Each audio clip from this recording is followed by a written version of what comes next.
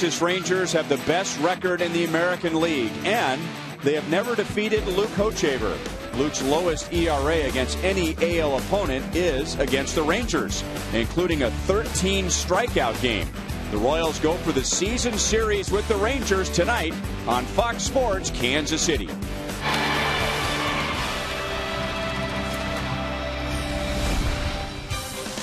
Royals baseball comes to you from Kauffman Stadium, where the Royals are trying to finish a 10-game homestand with a winning record, and the season series with the Rangers with a winning record. Hi, everyone. Welcome back to the ballpark. I'm Ryan Lefevre. The Royals are 4-4 against the Rangers this year. They're 3-4 against the New York Yankees. They're 9-3 against the Chicago White Sox. That's a record of 16-11 against the three first-place teams in the American League. And Rex Hudler, even though the Royals have had a difficult time with the last-place teams, what does that 16-11 mark really mean? Well, what it means is they're sending a message to the top teams in the American League, Ryan, about, hey, look, we are not backing down. We're not just trying to spoil games for you the rest of the way here. We mean business, and we're going to close the gap between us and the top. Between now and next year and hopefully 14, we are building our way, and I think it's exciting to watch the way they're doing it. Starting pitching, their defense is outstanding, timely hits. They're building into what potentially could be a great future for this team. Luke Hochevar trying to bounce back tonight after a bad start against the Twins. His career ERA against the Rangers, 2.78.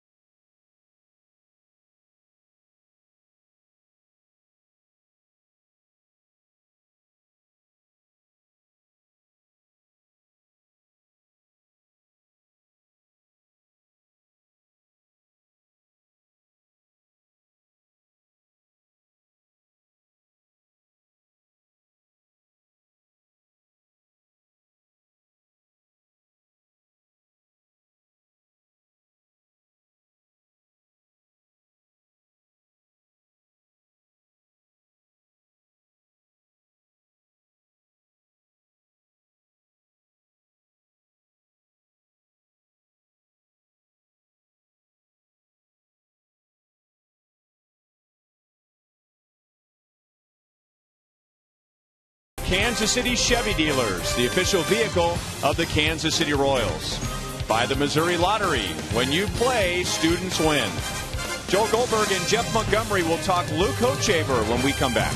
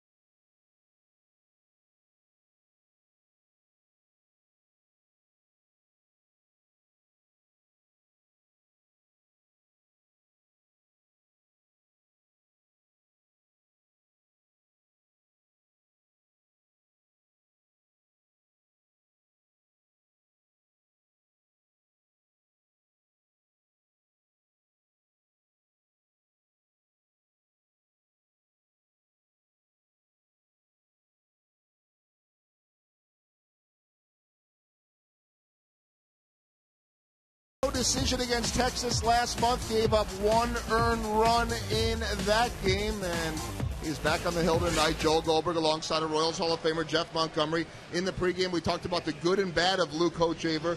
So how do you get the good tonight? What are the keys? Well, we know he's come off a really bad game, but to be good, it's important for him to be up and down, north and south. He wants to be pitching downhill. He needs to create an illusion the pitcher's going to be in the strike zone. He wants him to finish out of the strike zone. Another key for Luke Hochevar is going to be to get off to a good start, have a strong first inning, strong second inning, and then let things take place from there. 15 times in his career, he has allowed one earned run or less. 14 times, 7 earned runs or more. Royals need the good Luke tonight. First pitch is next.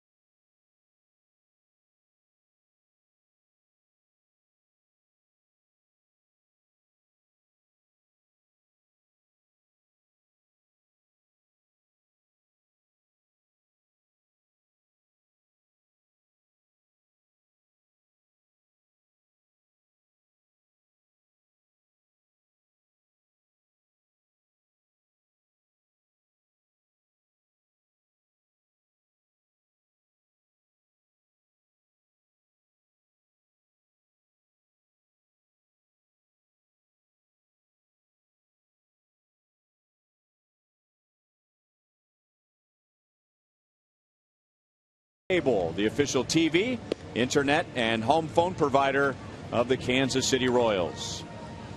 When the Texas Rangers came to town, they were 6th in the American League in home runs, and now they are 4th as they have hit 8 home runs in this series, and they've scored 13 runs as a result of the home run. Michael Young will play at shortstop tonight. He'll move up to number 2 in the batting order. Josh Hamilton is the designated hitter.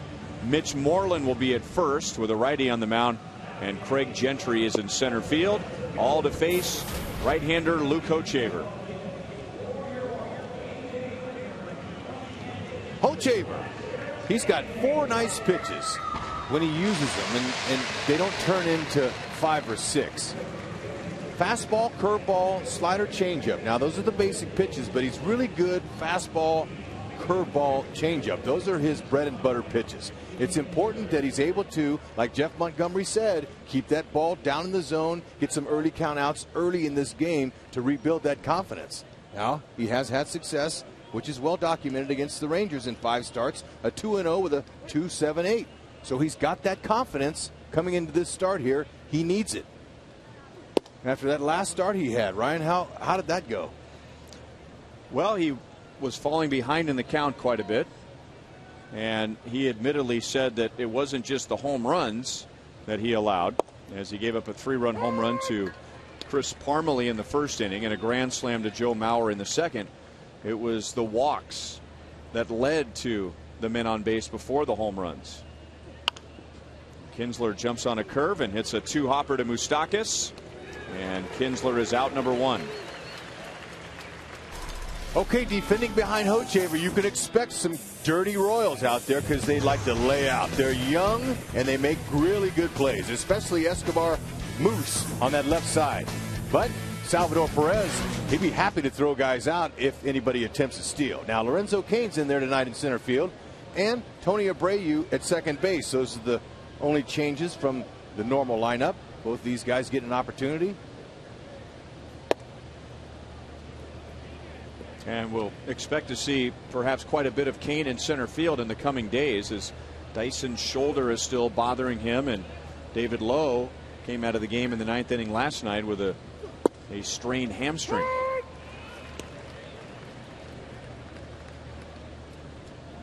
And Kane, as far as his legs go, I talked to him today. I said, now where are they as far as on a scale of 1 to 10? He says, you know, I'm right at the 10 now. It took me a while, but by golly, better late than never. In September, he's finally fully healthy after all those early season injuries, and he can go get them.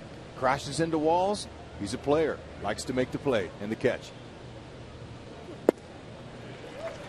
2-2 on Michael Young, who has homered twice in the series. He had only 4 home runs all year before the series. Hit a key home run on Monday afternoon in the 8th inning. And then he homered again in last night's game. Batting second tonight. And that's popped up to the right side. Francoeur will call off Abreu, and there are 2 outs.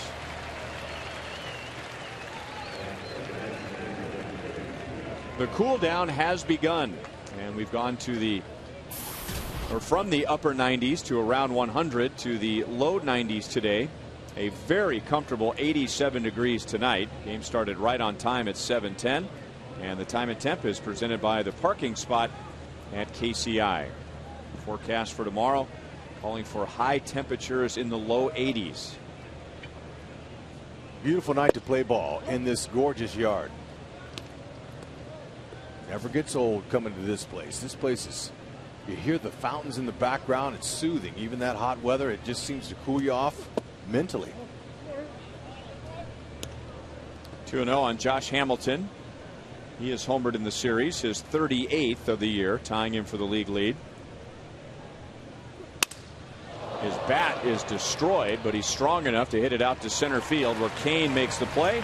And a good start for Hochevar as he gets Kinsler, Young, and Hamilton in the first.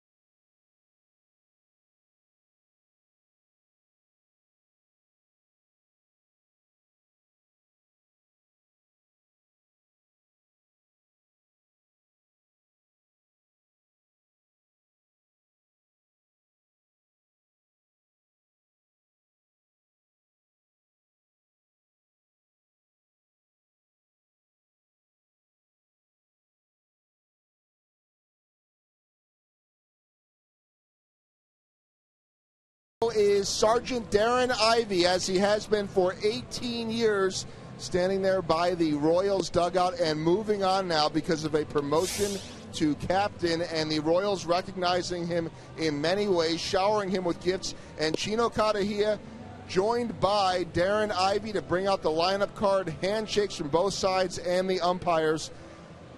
Guys, we see these people here on a regular basis, but for players, managers, over the years, 18 years, they have seen Darren Ivey, and they've presented him with a jersey and all kinds of other gifts. It's a fantastic promotion for one of the really good guys down here. We wish him nothing but the best, and I know the players and manager and coaches all feel the same way too. Day where I came to the ballpark and Darren wasn't in the first base dugout. Here's the Royals lineup tonight. as they will face right-hander Scott Feldman with Lorenzo Cain leading off in center field. Royals are facing Feldman for the third time. Feldman has pitched very well against KC. He is 1-1 against the Royals this year, but even in the loss, he pitched well. He's gone 12 innings against the Royals, and he's allowed just 2 earned runs. 29-year-old, 6'7", Scott Feldman. Yep, and he is a sinker baller from the word sinker. Keeps that ball down. He likes to give up a lot of ground balls. He'll cut his fastball, curveball, and a changeup, and it has been a little over a month since he got his last win, and it was right here against the Royals. And he went 7 2/3 inning. Just gave up 6 hits and a couple runs, so he's had a little bit of a drought.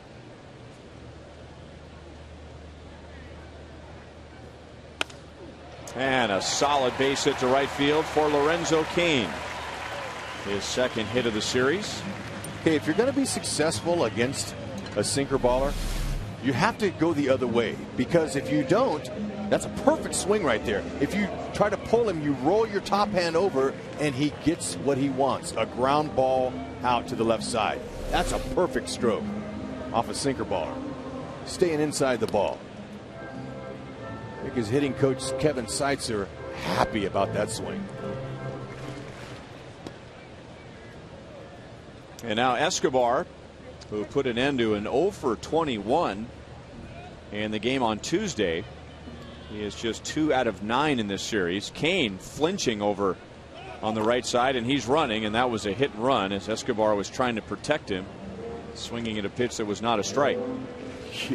Yeah, he got a start, and then he had to stop because Feldman didn't go home. And if it was a hit and run, you can't get picked off on a hit and run. You got to make sure the guy goes home. I think Escobar, he was a little bit shocked at the high and tight pitch that came in there, and he's got a piece of it. Hit it off of Soto's wrist.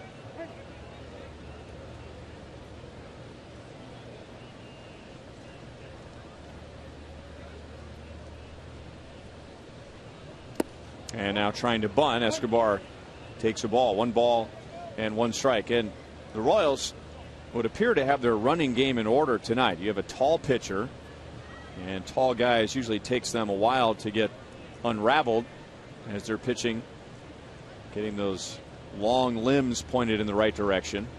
He is a sinker baller, so the ball is down. And Soto, since being traded from the Cubs to the Rangers, opponents are 18 out of 18 against him in stolen base attempts.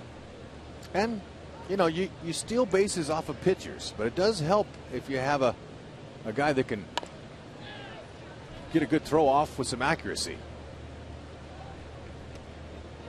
So now with 2 strikes, Beltre will back up at third base. Escobar's not going to bunt with 2 strikes, because if you do, you foul it off, you're out. So go ahead and put it in play, and Escobar does that. He likes to shoot the ball wherever it's pitched. He's a very good number 2 hitter in the order because he can do those things. He could bunt. We know that. Got a pitch up, and he hits it hard to left. It's sinking on Murphy, who makes a great play. I'll say, okay, it appeared to be hit harder than it was, and that sometimes will trick an outfielder, especially on the ball right at you coming in, sinking. So he made a good adjustment on that. He came right in and just picked it off the ground. Keeps it in his glove and then holds it up. Woo. Look at the long fingers in those outfielders' gloves. 11.5 inches. That's the rule. And the way Murphy reacted was as if he wasn't sure the ball was in the glove. He went sliding on his back, and the first thing he did was take a look at his glove to see if the ball was in there. Sometimes, though, you can feel the ball in the end of those long fingers. Depending on your glove style, and he's got one that you can feel it. That's how fine it is for an outfielder in his glove. He can feel if he's got it cupped in that webbing. Sometimes you don't know if it's going to pop out. Cain still moving around over on the right side. That got Feldman's attention. Strike 1 on Alex Gordon. 3 hits in the series with Texas, including his 11th home run of the year and his 45th double, which leads the league and ties his career high from last year. And he breaks his bat. He gets it past Beltre into left field. Kane stumbles rounding second base, so he has to scurry back, and he gets to the bag in time, and the Royals have 2 on with 1 out.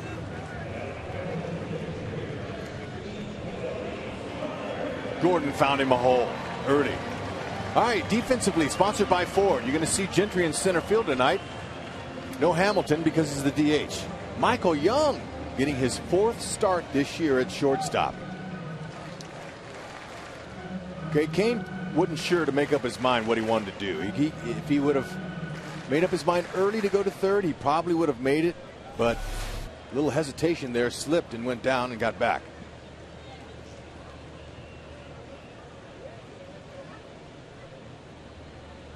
So 2 on for Billy Butler, who's hit in 7 straight games. He has 5 hits in the series, including a 3-double game last night. Feldman misses down and away, ball 1. Billy has a 12-game hitting streak against the Rangers going back to last year. And he hits over .330 for his career against the Rangers. And being one of the best hitters in baseball, he knows what Feldman wants to do to him here. He wants him to roll over to a little ground ball double play, but Billy stays inside the ball as good as any I've seen. And that's how you stay away from rolling the top end. I mentioned that. Now, Derek Jeter, Michael Young, those are some other really good inside out hitters in the league. But Billy's holding his own, and his numbers don't lie. His batting average .313, 8th best in the league. And his RBI total 87 is 9th best in the league. His numbers are comparable to Beltre's.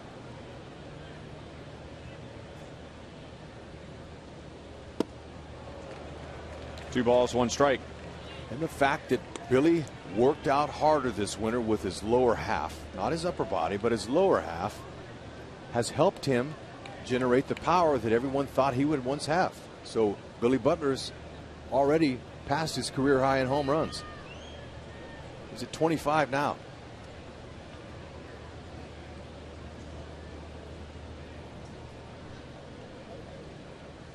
That pitch stayed up, and Billy pulls it foul. Not very happy that he didn't do more with that pitch. But he does look to me like he's trying to pull the ball. And he has been stuck on 25 home runs for quite some time. And his next home run will be the great round number of 100 in his career. So he's a little bit pull happy. And Feldman's throwing him some curveballs on the outer half.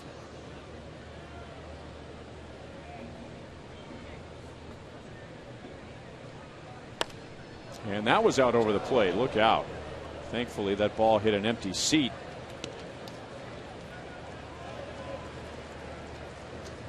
And that was a swing that would suggest Billy was not expecting a fastball. Nobody fights it off. Good hitters do that. That's right down the middle. He would have been walking back to the dugout had he not swung at that. So Gordon at first base can get a big lead.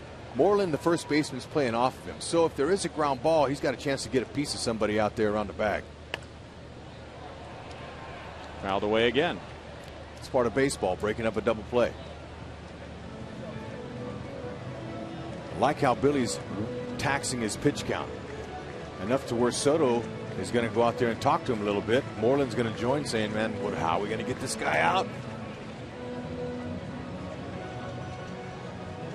So the pitcher, Feldman, covers his mouth with his glove. Didn't want anybody lip reading on it.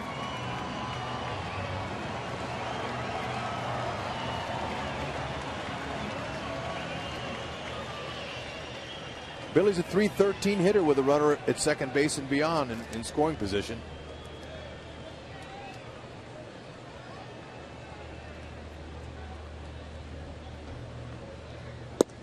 And Feldman strikes him out. Got him with a fastball away. And that is out number 2. Okay, Soto wanted it in, but it was away and it was well located. Good spot down and off the plate. And now it's Salvador Perez. He has a 10-game hitting streak. And this was something you and I discussed before the game. You know, there's been so much talk about Alex Gordon moving down to number 3 from the leadoff spot, and maybe not enough talk about how well Salvador Perez is hit batting 5th. Well, those positions are important, that you have some protection behind one of your best hitters in Billy Butler. And Salvador Perez hasn't even played a full season in the big leagues, and already he's shown his manager and his team and those around the American League that he plays against that he's going to be a force to be reckoned with, and he already is at such a young age. He can hit to the opposite field. He's got really nice gap power that way, and he can hit homers that way, and then he'll pull the ball. He has a very good knack of reacting. He's loose, his hands are loose, and he just looks to drive the ball. 2 balls, no strikes.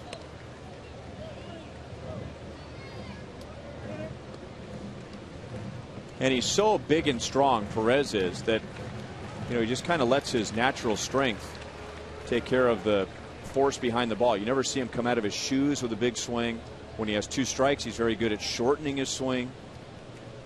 Now he's looking to drive 2-0. 3 balls, no strikes. And there's some respect. 2-0 changeup.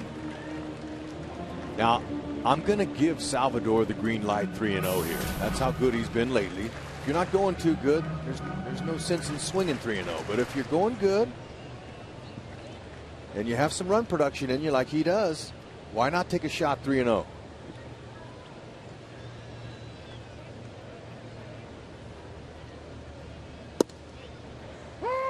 And it's 3-1. Hey, no big deal. Didn't want to swing. It's fine. And it wasn't even straight. He threw a little cutter. Just showed you that since moving to the number 5 position, he has 15 RBIs in 25 games. That would project out to about a 100 RBI season.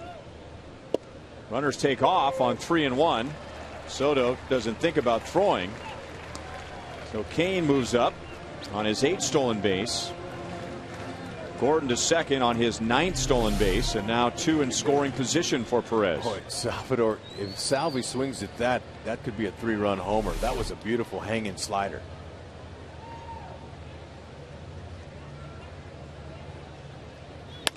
And line to Kinsler. So you got a good pitch. He put a good swing on it, but he hit it right into the Rangers defense.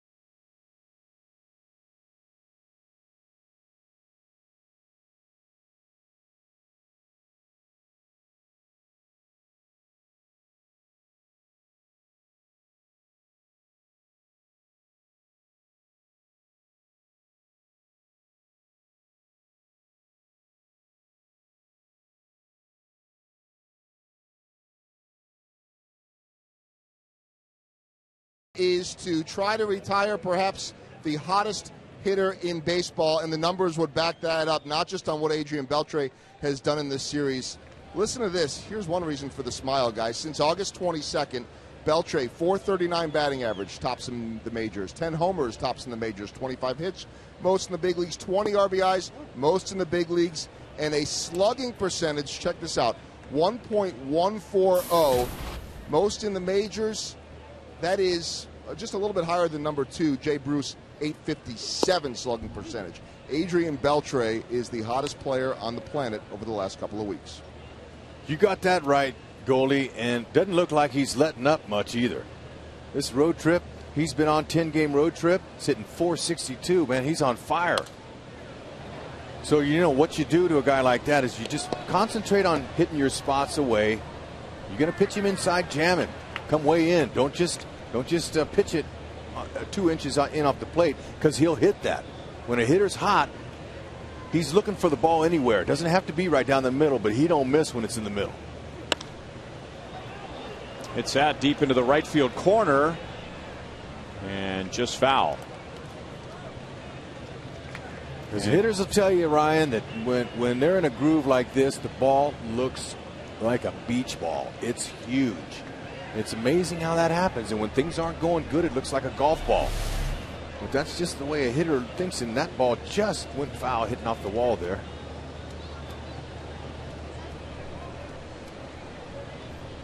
He's had 4 home runs and 7 ribbies on this 10-game road trip. 2 of those home runs in this series, including a 3-run home run in the first inning last night.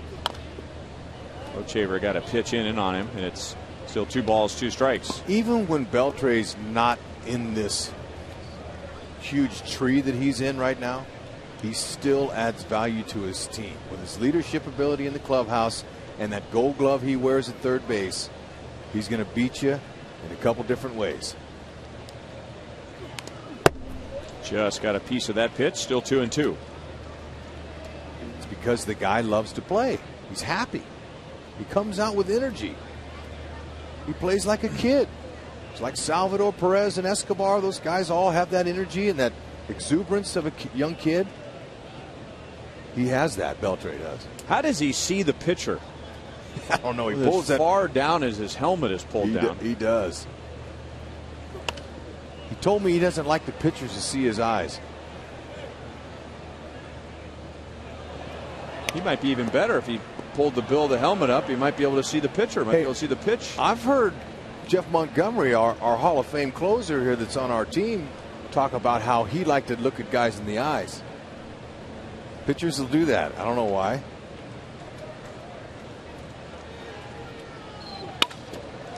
And Beltre, when he really gets into a swing, he will go down to a knee, and his bat slices, split down the middle. Hey, he's got a tremendous AB going here, and that's a pitch he likes. He just couldn't quite stay on it, but we've seen him hit homers like that. He thought that bat was going to die a hero, but it didn't, and he's going to smell the wood on that and say, that smells good. He has fouled off 6 straight pitches. If you can throw a high fastball, you better get it up. There you go. That's how you pitch him. One of the great things about Beltre, I guess he's figured out over his career that it looks better when the hitter is asking for an appeal than the catcher, because he will do that very often. He won't wait for somebody else to say, hey, was that a swing? He'll ask the first base umpire, was that a swing? And that's just part of his exuberance. There you go. That high fastball. Good spot there. Yeah, you get that high fastball, it looks good. And we saw him earlier in this series in the first game hit a high fastball out of the park off of Bruce's chin. But that was better located.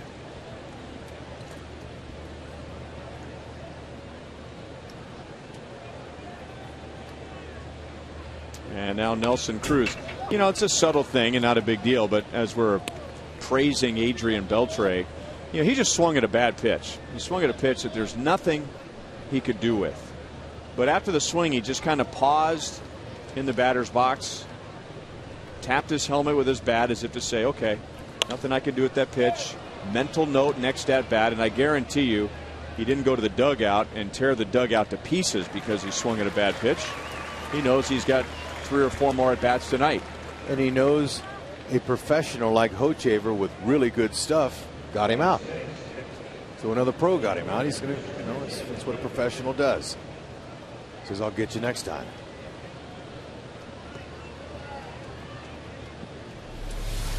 Okay, here's Beltre. Couldn't get around on it. Says, all right, that's a pretty good at bat. I'll get him next time.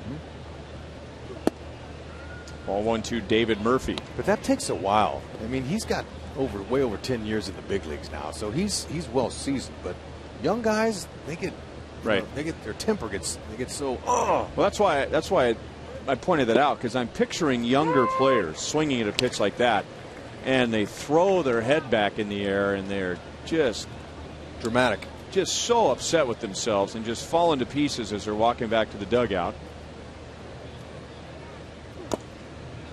Fouled away by Murphy. 1 ball, 2 strikes. Doesn't look good when you swing at a pitch like that, but he's over it.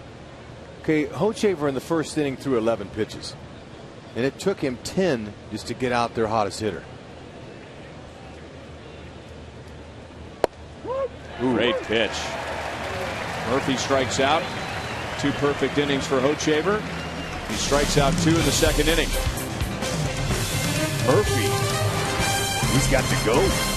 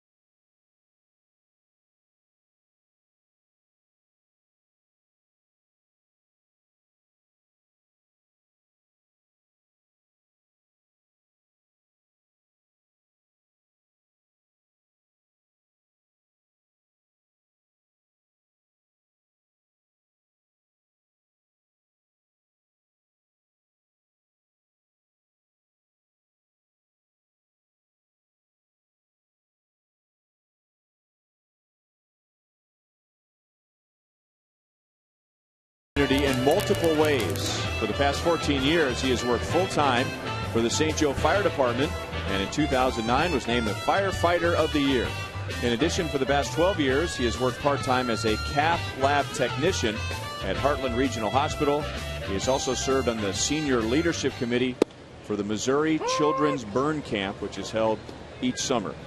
And deserving of the spot and the Buck O'Neill legacy seated tonight's game. I think it's great that the Royals do that and honor Buck O'Neill and those that are worthy in the community to sit there. Way to go, Mikey. Way to give, way to serve.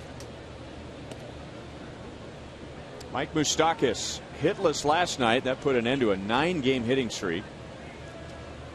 Adding at 252 with 19 home runs. Slow breaking ball, and Moustakas is out in front. 1 ball, 2 strikes.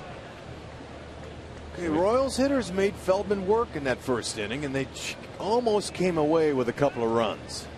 Had that line drive Salvador hit, wasn't right at Kinsler. Still 1-2.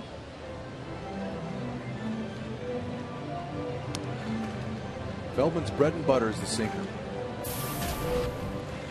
He's had a bit of a roller coaster ride lately. His first 12 appearances, well, not lately, but the whole season. First 12 appearances, 0-6 with an ERA of 6.5. Then he went 6-0, and now in his last 5, 0-5, again with a very high ERA. It's pretty dramatic. Talk about hot or cold. Yeah, he is either blazing hot or ice cold. Those are extremes. And so when you got a guy on the downslope like he has his last 5, you get that big hit in the first inning, and you put some self-doubt in his mind. He had no doubt about pitching Moose there. He pretty much abused him. A lot of breaking balls early to Moose, and then he finishes him off with a hard sinker on the inner half.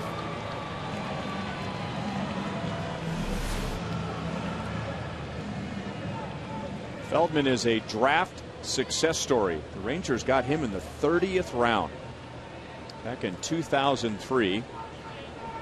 Got to the big leagues 2 years later.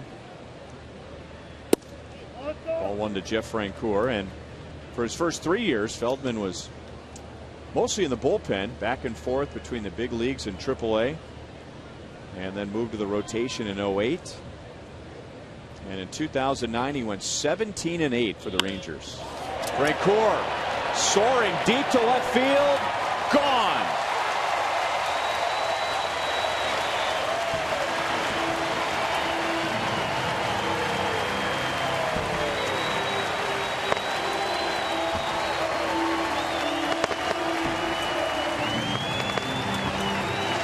Frenchie says, man, this has been way too long. I'm having a down season, and I haven't hit a homer in a long time. Take that ball. That's down below the knees, and he put on natural lift to it. He's trying to get away from wrapping his bat around his head, but it worked that time.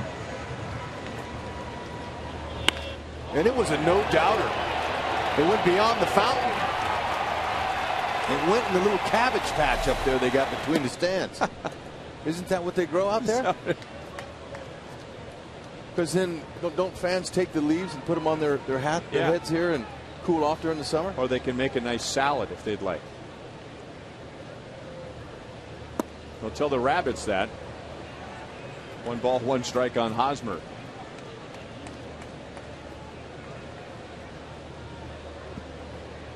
Eric had a 2 stolen base game last night. Got 14 this year. He's only been thrown out once. Now his job is to swing the bat and swing the bat with power, and the Royals are confident that he's going to get that back next year. Just maybe needs to go home and rest his brain for a few months. Well, he's got loads of talent, but he's had a hard time adjusting to the league this year. And he got up to such a slow start that he thought that I had to swing harder to get it all back. And being a young player, sometimes that can be a trap that you fall into. And unfortunately, he hasn't really been able to come out of it. Although we are seeing a good month from him, we did in August and here in September. But you could see his first couple of swings, how long they are. And his head seems to pull off the ball sometimes. So he's going to have to shorten up that swing a little bit and keep that front foot from jumping out too far. Keeps him off balance, but he's got loads of potential.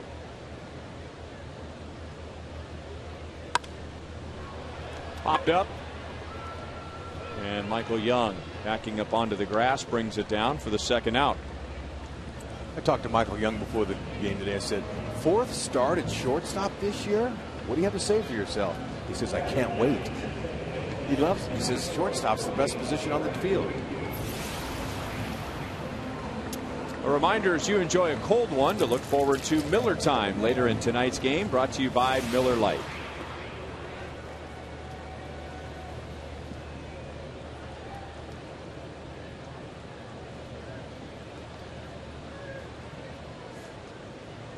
Tony Abreu had a pair of 3 RBI games during this homestand, back-to-back. Drove in 3 runs on Sunday against Minnesota, and then 3 more on Monday afternoon. He is very aggressive. I would bet that more than 50% of his at-bats he has been down in the count, either 0-2 or 1-2. If it's close early, he's hacking. No. Hey, look, 2 years in the minor leagues since the last time he was in the show. He says, I'm going to hack because they're not going to send me back. And that's what you do. You got to be aggressive and get after it. And he has now 10 RBIs, and now this is 11th game.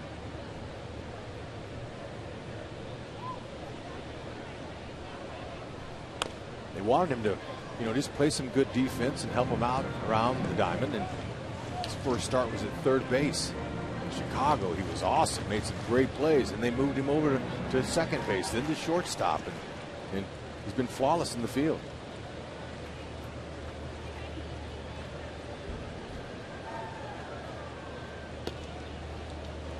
One ball, 2 strikes.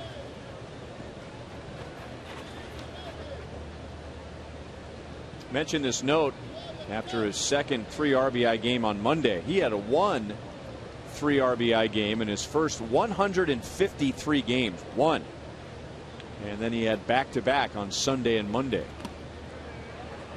And Soto hangs on, so it's a foul tip strikeout. Feldman strikes out 2 in the inning.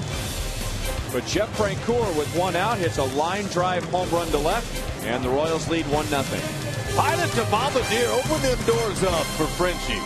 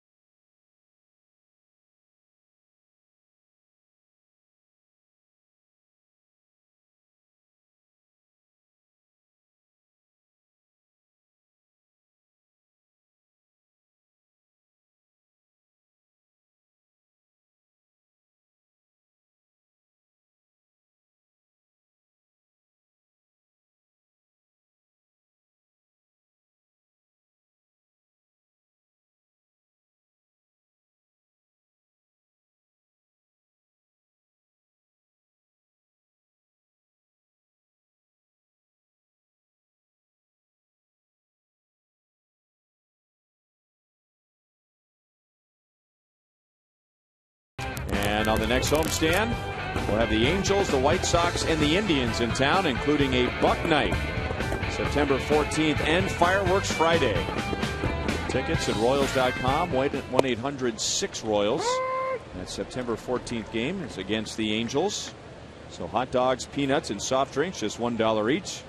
And then fireworks after the game, presented by Hy-Vee and Pepsi. Luke Hochevar's retired the first 6. And a good pitch to Soto.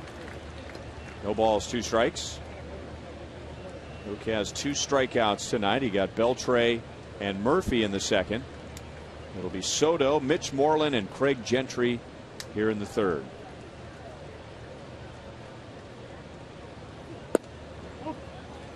One and 2.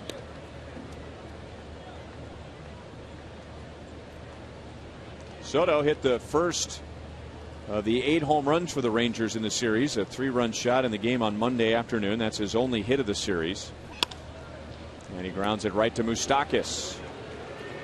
Right on target over to Hosmer, and now Hochevar's retired the first 7. Royals losing a 1-run game last night, but as we look at our Toyota League leaders, most 1-run wins. And the Royals sandwiched in between a couple of good teams. The Orioles, who are playing the Yankees right now, they're in second place in the East. And the Royals are 1 one-run win in front of the White Sox, who lead the Central. Tell you, one of the big reasons too is their bullpen. I mean, their bullpen is solid. The Royals got some scud throwers. I mean, guys that throw really hard out there. You got Herrera throws 100, Crow mid-90s, maybe 96. You got Tim Collins, who throws a mid-90s fastball with good curveball. And Greg how Holland. about Holland, their closer, who's been perfect? He's another mid to upper 90s guy. Jeremy Jeffress. Right. So you have some guys at the back end. When you have a lead past the seventh inning, they're not going to be perfect all the time, but for the most part, they're going to win a lot of their share of one-run games. And that pen, they're tight out there. They're a close-knit bunch. There's Will Smith out there hanging out with the relievers on the right side of the screen. He's getting jiggy with it. He's doing what? That's our guy Will Smith, the actor. 2 balls, 1 strike. But you know, Is that a Will Smith song? That's Fresh Prince, isn't it? Okay. That is a song. I know the song. Just didn't realize that was a Will Smith song. No. Oh, all right. Get jiggy with it. Moreland hits it high and deep to right field. Francoeur runs it down on the track. And now Hochevar's retired the first 8. Okay, Frenchie, good break. Takes a peek at where the wall is.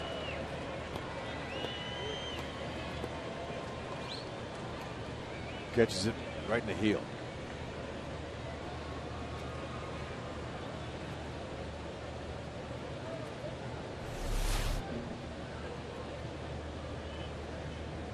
And so 2 down to Craig Gentry, who has only appeared in this series defensively. So he gets to start in center field as Josh Hamilton shifts over to the designated hitter tonight, and Michael Young plays in the field. So with all the shuffling around, Gentry's in there and Elvis Andrus is out. 2 balls, no strikes. Gentry out of the University of Arkansas, drafted in 2006. And he's hitting .305 for the Rangers as their 4th outfielder, although he's struggled recently. Gentry has just 5 hits in his last 36 at-bats. 2-1. Hard when you get part-time play. Timing's not there. He's a nice player, though. He covers some ground for you out there. If you let him play every day, well, he might hit you 260 and steal some bases. But when you got a team like the Rangers have, where you got nothing but star production out there, especially with David Murphy's year he's having this year, there's not any room.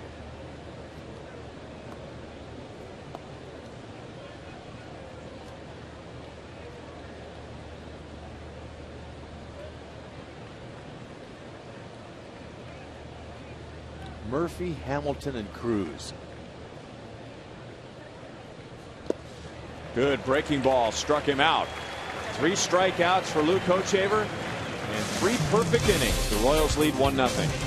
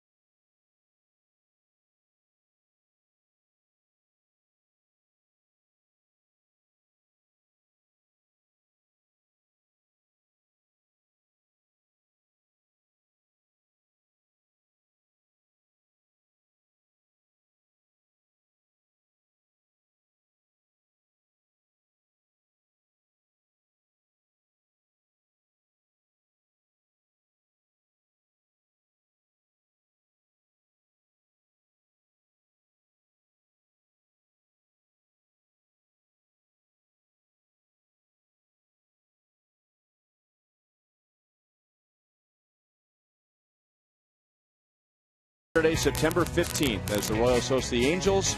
We will celebrate Armed Forces Day here at Kauffman Stadium, presented by the National World War I Museum at Liberty Memorial, and presented by Budweiser. Arrive early for a special pregame ceremony honoring our servicemen and women. Plus, the first 20,000 fans will receive a camouflage KC cap presented by Sport Clips. For tickets, go to Royals.com or call 1-800-6-ROYALS. I want one of those hats. Think we can get a couple hats up here, you think? Sure.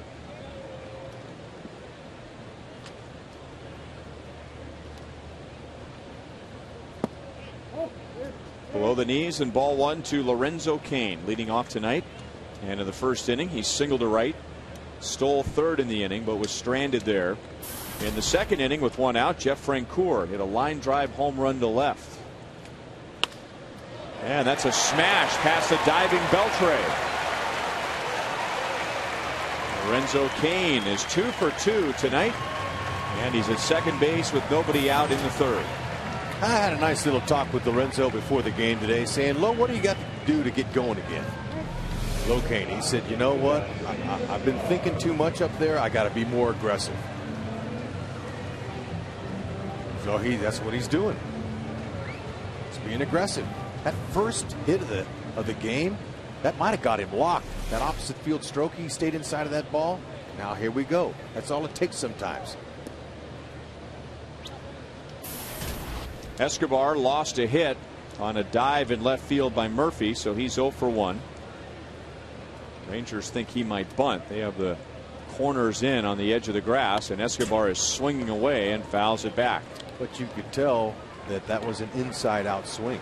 So even on a high fastball, he's still telling his manager, Ned Yost, that I'm trying to make a productive out to the right side. He's a smart number 2 hitter. His number will tell you that. He's ready. And that's actually the genesis of the numbers on the back of the jerseys. If history serves me, that it was the Yankees who first started putting numbers on the jerseys. Babe Ruth was the number 3 hitter, so he was number 3. Lou was 4.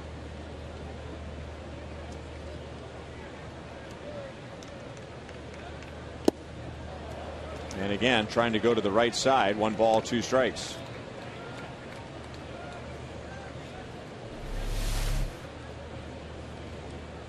Yep, he fooled him there. Now he's still going to try to move it that way, but if he gets an inside strike, managers don't mind with 2 strikes if you go ahead and pull it, because you can get him over and in if you pull it as well. But tied him up.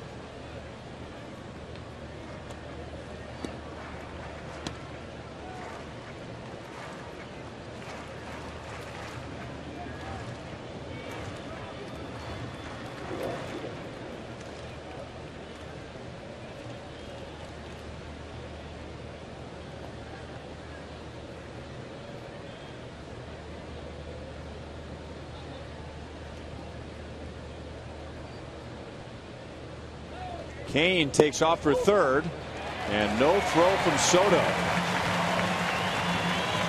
And he got a really good jump. That pitch was close to being a strike, but now Cain got him over so Escobar could try to get him in. See the jump? Watch the fingers, as Cain's fingers got a little bit tied into that bag there. Be careful. Make sure you get those fingers up when you slide head first, so you don't jam them into the base. And the Rangers will bring the infield in all the way with nobody out. That's ball 3 and a full count to Escobar. Don't normally see this early in a 1-0 game with nobody out, bringing the infield in all the way. Okay, here's Lorenzo slide. Now see that left hand is up. That's exactly what you want to do. It was the right hand that I thought maybe it got jammed onto the base, but that was a good head first slide there, keeping the fingers up.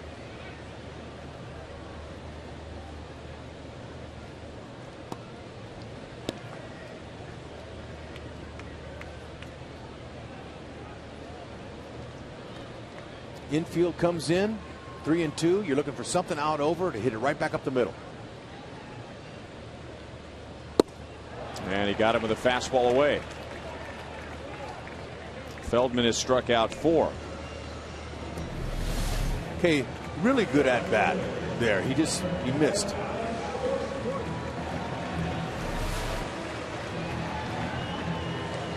Bounced some pitches off.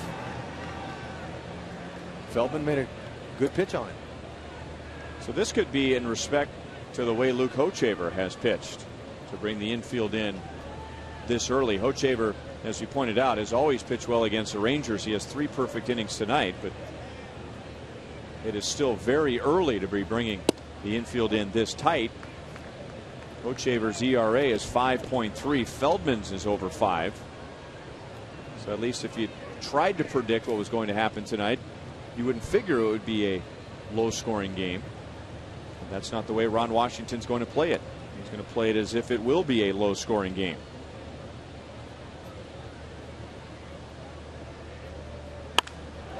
Hit hard up the right field line. Fair ball. So Alex Gordon drives in Kane, and Alex is going to head for third. That is his 4th triple of the year. His 14th RBI in his last 14 games. And the Royals lead 2-0. Okay, it was off the end of the bat, but who cares? He got him an RBI on that one with a nice little soft thing down the right field line. Hit it off the end, and he's talking to it, hoping it stays fair. It did by a foot. And, you know, he's not worried about that doubles record, or he might have just stopped at second base. He says, you know what? Less than 2 outs? I'm going to third so we can score some more runs here. Because he does have a nice doubles thing going. Yeah, he's 9 shy of the team record. He has 45. Hal McRae had 54 in 1977. And the Rangers will keep the infield in with Billy Butler coming up. Feldman struck him out swinging in the first inning. Hall of Fame hitter Rod Carew would teach, when he was a hitting coach for the Angels, he would teach his hitters when the infield came in, just try to shorten up your swing and hit it right back up the middle. Beltre comes in and throws out Butler. You see that little, hey, I know you're there. Beltre caught it, and before he threw it, he knew he had time with Butler running. Took a little peek at Gordon, says, don't try to go home on this one.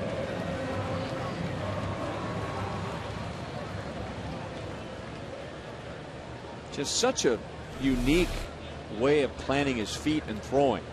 I mean, there's really no use the back foot, stride forward and throw. It's almost just like he jumps and plants both feet. And after that, it's all hips and shoulders. Ball 1 to Perez. It's quicker that way. We see him do that a lot on his plays. But he knows how important it is to set your feet. When you play on the left side of the diamond, you got a long throw across it. To be accurate, you got to set them up right. Perez comes through. He lined out with 2 on in the first inning, and he hits it hard again to the right side. Drives in Alex Gordon, and the Royals have a 3-0 lead. And now Salvador Perez has stretched his hitting streak to 11 games. Another 2-out RBI. Oh, see that head position never even moved. Stayed right on the ball.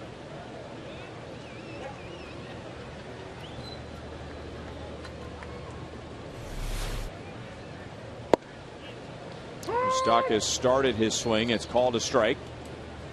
And Feldman struck him out looking in the second inning.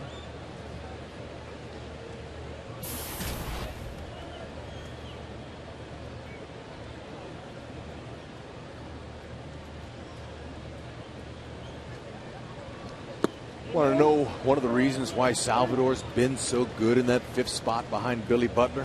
Because any scraps, any runs that are out, that are left out there from Billy that Billy doesn't drive in, Salvi gets him. He's hitting .391 with 2 outs when runners in scoring position. which most people would describe as the most clutch of situations.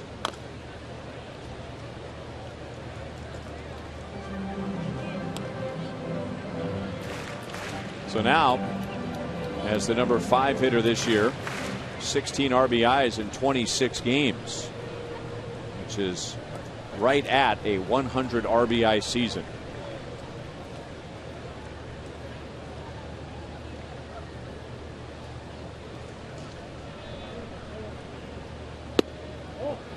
Really trying to get Moustakas to chase an off-speed pitch down and out of the strike zone. It's because the first at-bat, Moose was swinging at those down and off the plate. So catchers and pitchers, they're going to keep doing it until you discipline yourself to lay off of it. They'll keep doing it up there, and Moose is offering.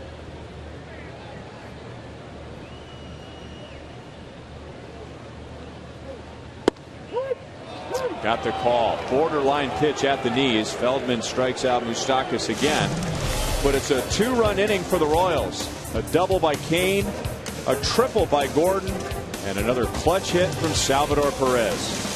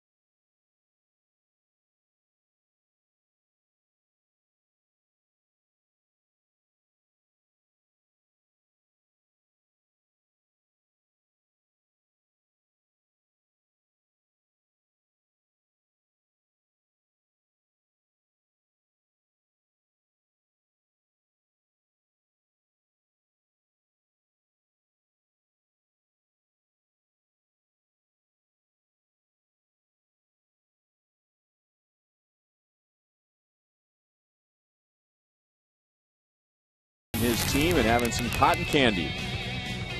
Coming up, speaking of future, Futures Night, Friday, September 14th against the Angels. The Royals will salute our minor league players, and select players will be available for autographs before the game. Go to Royals.com or call 1-800-6-ROYALS for tickets.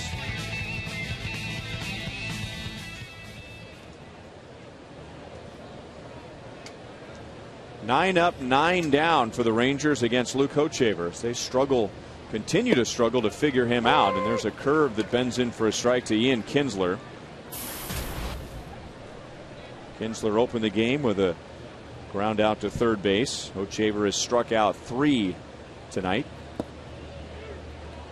1 ball, 1 strike.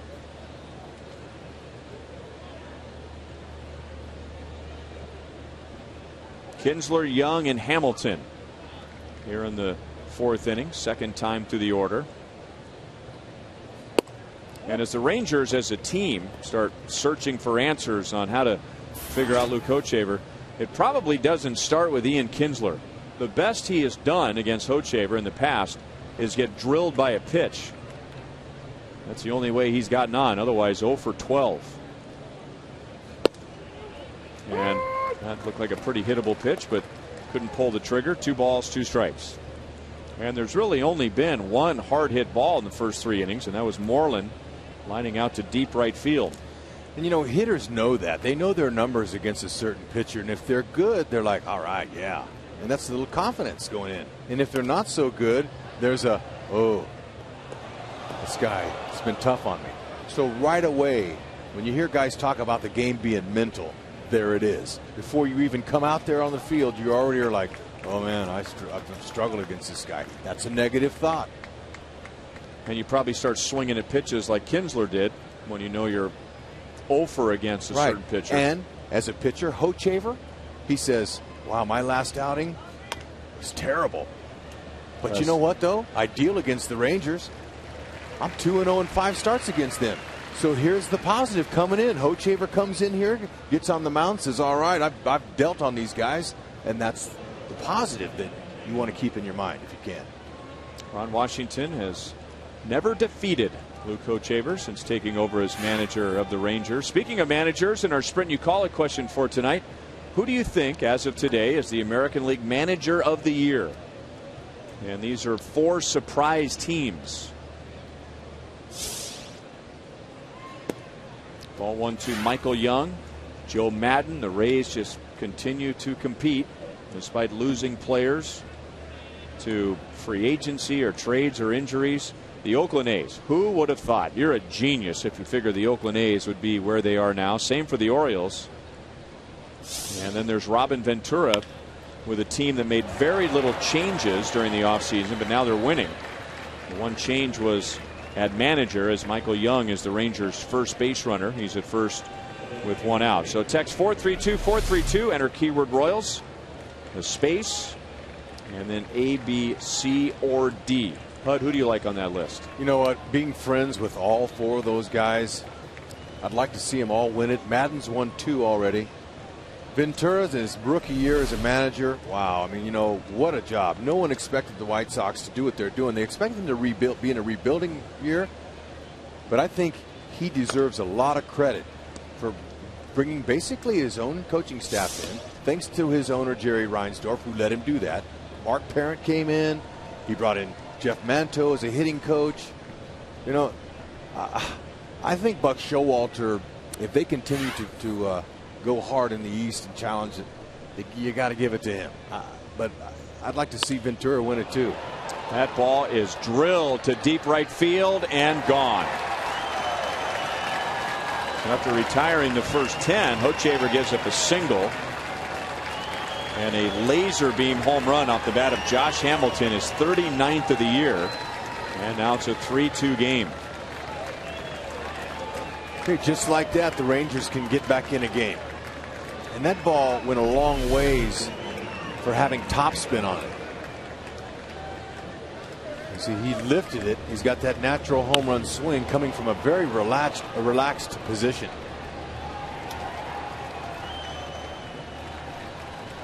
A lot of homers that are struck have backspin on it. It helps with the carry of the baseball. But that one had a little topspin on it. But he got it high enough to where it got out. So now Hochevar's saying, uh-oh, it's that guy Beltre again. At least there's nobody on.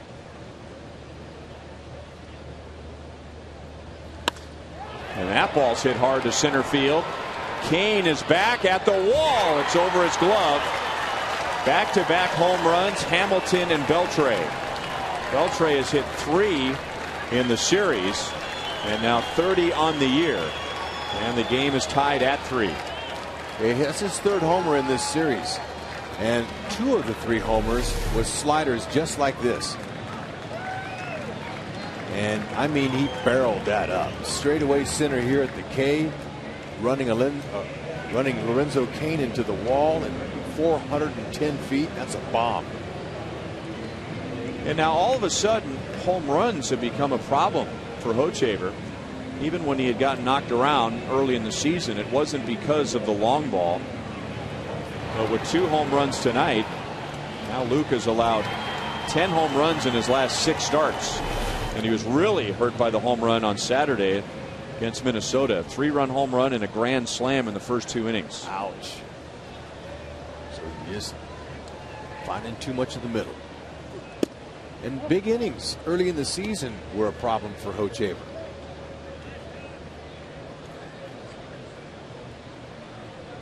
We'd had problems, you know, giving up 4 or 5 runs in an inning. Hopefully he'll put an end to this right here.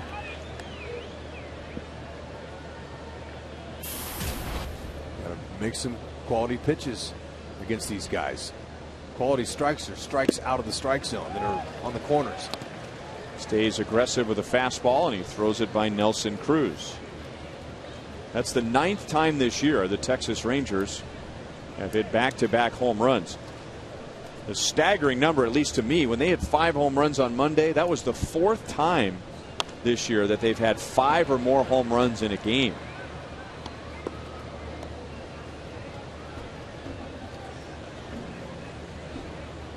Rangers are 4th in the league in home runs, so that's down by their recent standards, but it hasn't affected their offense. They still lead the league in runs scored.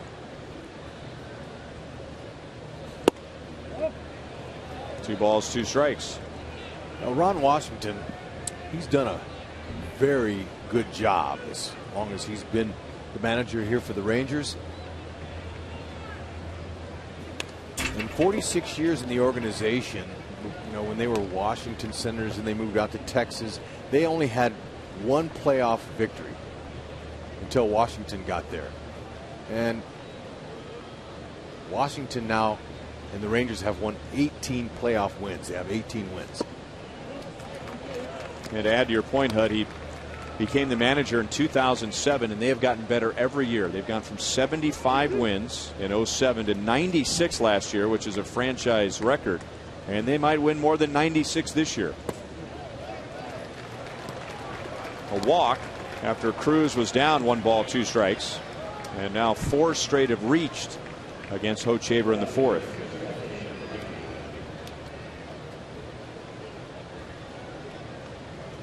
Ron Washington already 2nd on the all-time wins list for the Rangers, trailing Johnny Oates. Past Johnny Oates. Bobby Valentine. Bobby Valentine, who probably dreams about the Texas Rangers at night these days.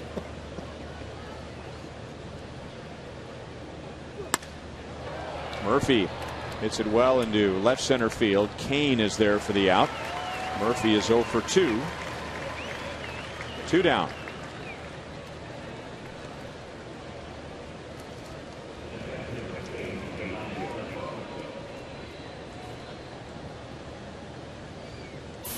On the radar gun tonight, Feldman up to 93, Hochevar at 95. You can get downloads up to 50 megabits per second with Time Warner Cable Ultimate Internet.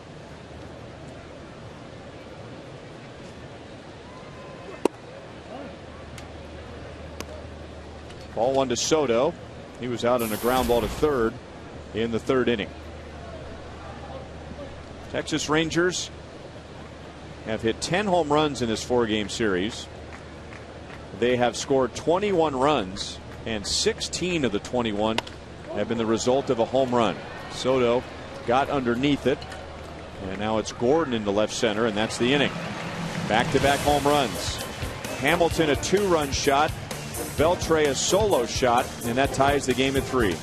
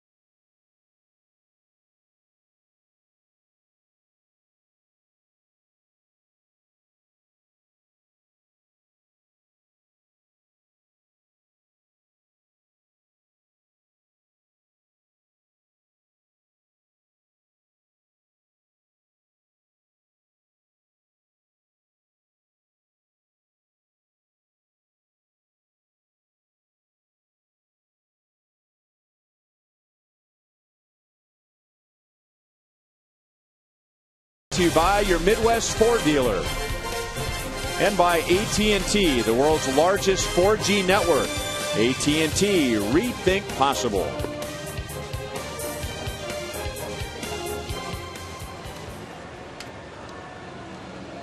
3-3 tie. Now, interesting. This is the Rangers in the dugout after hitting 2 home runs in the 4th. Okay, Kinsler's going, I think I got him. Watch what he's doing. He's saying, come set here. And he's looking. See, that's what hitters do. Except you don't do what Kinsler's doing out where the camera can see it, because now we talk about it. But that's what hitters do. They say, hey, I might have picked up something on him, a tendency here. We can guess it was curveball, or maybe he's doing something. So, but that's what hitters do. And it looked like, now we were seeing Kinsler from behind. We weren't reading his lips, but it looked like he was keying on what Luke does with his head after he comes set. It looked like he gave us 2 different versions.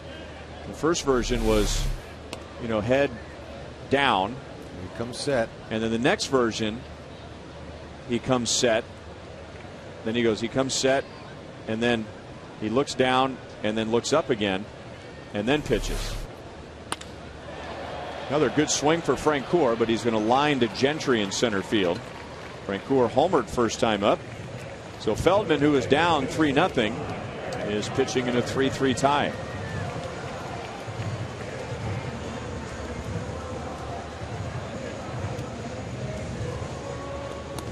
That question has come up several times with Luke Hochevar, when he'll have an outing where he just embarrasses an opponent's lineup and then gets knocked around a few times. The question comes up, is he tipping his pitches? And it happens all the time. Doesn't matter how good you are.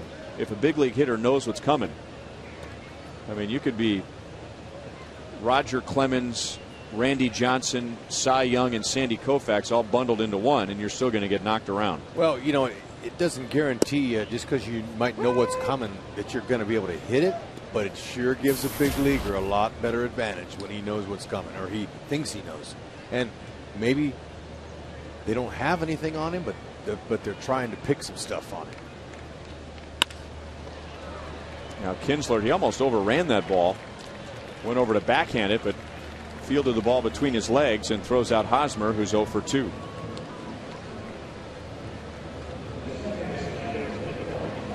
Okay, so typically what you want your pitcher to do after your offense is just put 3 runs on the board, is get the opponent's 1, 2, 3. And Feldman is working on that right here. And that way you keep the momentum on your side. 2 hard hit balls so far, with a line out to center and a hard hit ball to second. And now Abreu, he struck out his first time, and he hits a little bloop out to short, and that's a 7-pitch inning. So he does exactly that. He gets the offense back into the dugout. At the end of 4, the Royals and Rangers are tied at 3.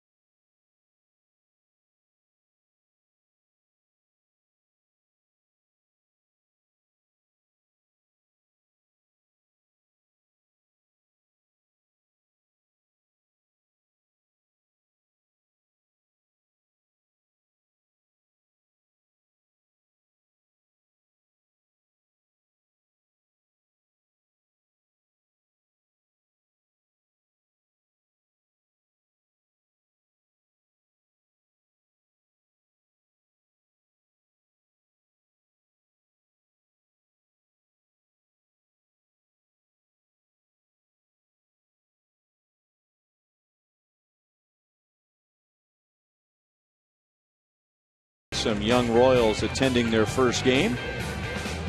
If you're single and looking to mingle, you can get a head start on your weekend by coming out to Singles Night, presented by Fox Sports Kansas City. That's Thursday, September 20th against the White Sox. A $15 ticket includes $10 in loaded value and access to a pregame party with DJ Ashton Martin at the Captain Morgan Bar starting at 5:30. Again, that's Thursday, September 20th, if you're single and looking to mingle.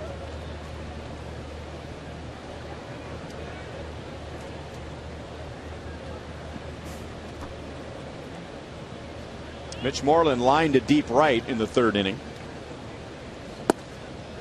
I was on a caravan once with Royals Hall of Famer Frank White, and he was sitting at an autograph table, and a female fan shows up with a little baby carrier and a baby in there about 2 or 3 months old, and she just drops that carrier on the table in front of Frank and says, "You are responsible for this." And we all just dropped our forks and were ready to just fall out of our chairs like, whoa. Now, I didn't study biology, but I could tell that there would be a problem as far as Frank being the father of this child based on skin color. Was that what she meant? Well, that's what we all thought for a moment there. But there's a happy ending to the story. A young gentleman came in behind her, and she explained that she was a big fan of Frank's, and on Frank White night at the ballpark, she wanted to come out and see his number retired, and she just happened to be sitting next to a young man she had never met before.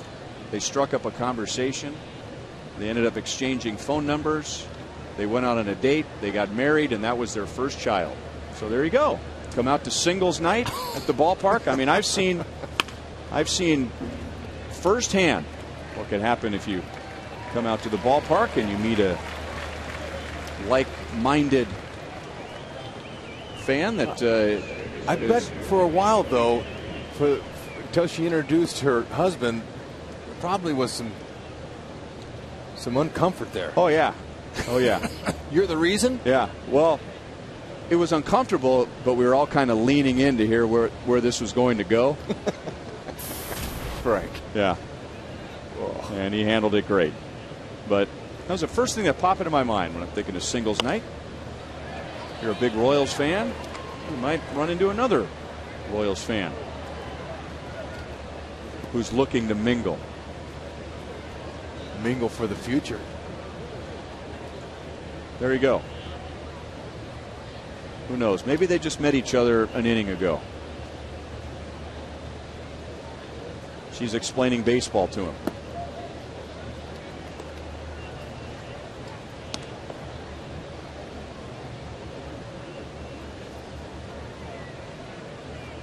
Yeah, I can see that. It's looking a little uncomfortable. He's got that look in his eyes like he's smitten, but the words just aren't coming, you know? You know, the way they like to entertain the fans here with that beautiful big high-def scoreboard in center field. Maybe they could put him on the kiss cam. Yeah, and that would, you know, that's always an icebreaker. Yeah, there's an icebreaker. Hey, look. And they see themselves on and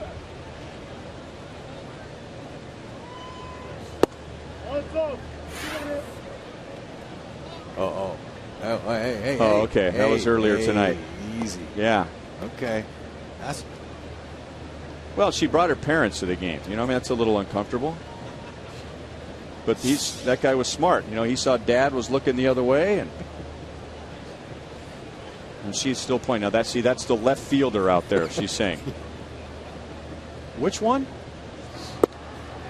2 balls, 2 strikes on Gentry. You can't beat fun at the old ballpark, Hud. Nope, especially on Singles Night. Folks want to sign up for that. Well, you don't have to sign up. Just get a ticket and come.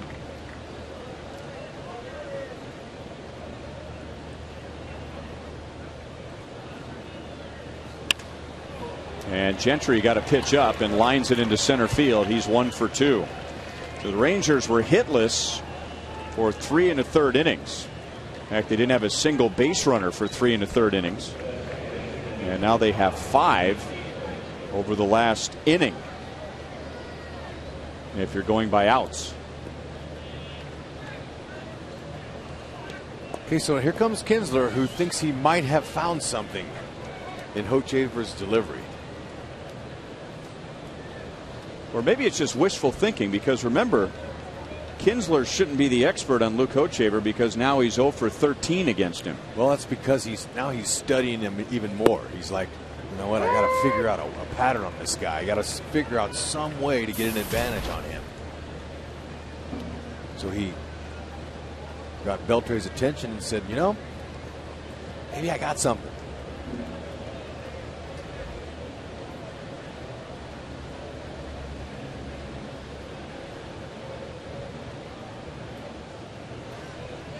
Gentry's leaning.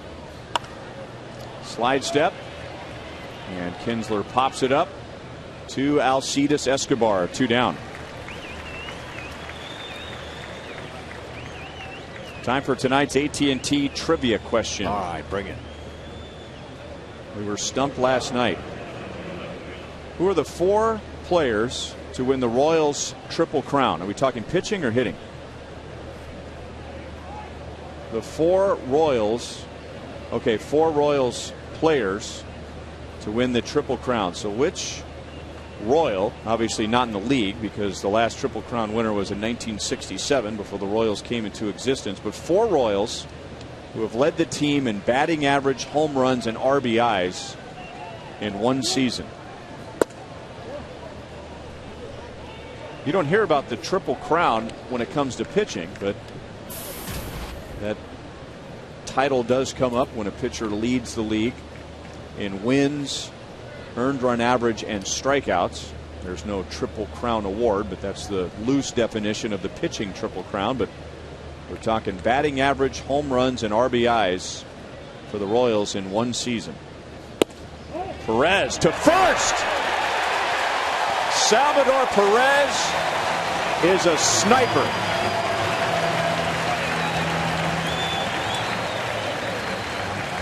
I'll say 4th pickoff on the year. Right on the money, honey. Out.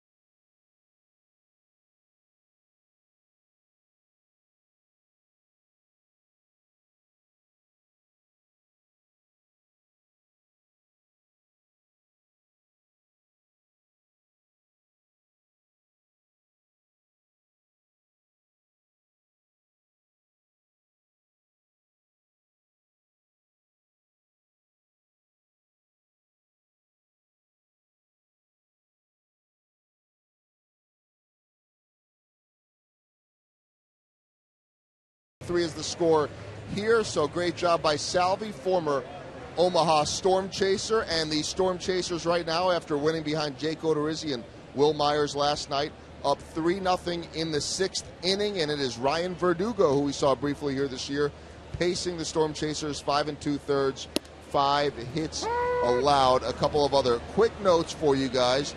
First off, they're facing the Dodgers affiliate, and I failed to mention this last night, but interesting that Tom Gordon's son is on that team, Andy Van Slyke's son is on that team, Tony Gwynn's son is on that team, along with former Kansas City Royal Josh Fields. So Kind of interesting to see that. Also should point out that Wilmington wins tonight to even up their best-of-3 series in the first round, 1-1, behind a very good pitching performance from Blue Valley Northwest grad Jason Adam. Hey, Joel. Hey, Hud. Hello. Oh, I want to see him beat that out. Is Matt Wallach on that team? Tim Wallach, the third baseman of the Dodgers, a great player in the big leagues. Is his son on that team? If he is, he's not playing. So that would add another ex-big league son. Hey, Joel, while we have you, we were rudely interrupted by a Josh Hamilton home run. Your thoughts on American League Manager of the Year? Well, I agree with Hud, and while none of them are friends of mine, I do think that they are all worthy, and Joe Madden is my favorite manager. But I think, we've grown accustomed to seeing his team up there this year. Nobody expected the White Sox, so I don't want to slight Robin Ventura. But he has guys doing this year what they should have done last year in Rios and Dunn, so you can understand that a little bit. To me, it's either Melvin or Showalter. But with the amount of changes that they have made in Baltimore this year, I mean, they have shuffled in and out more pitchers and players and finessed that roster. So maybe this is some GM and some not. And you add in the fact that they're doing it in the American League East, against the Rays, against the Yankees, and yes, the Red Sox are struggling, but against the Red Sox, I'm going with Buck Showalter. 1 ball, 2 strikes. I'm going to go with Bob Melvin.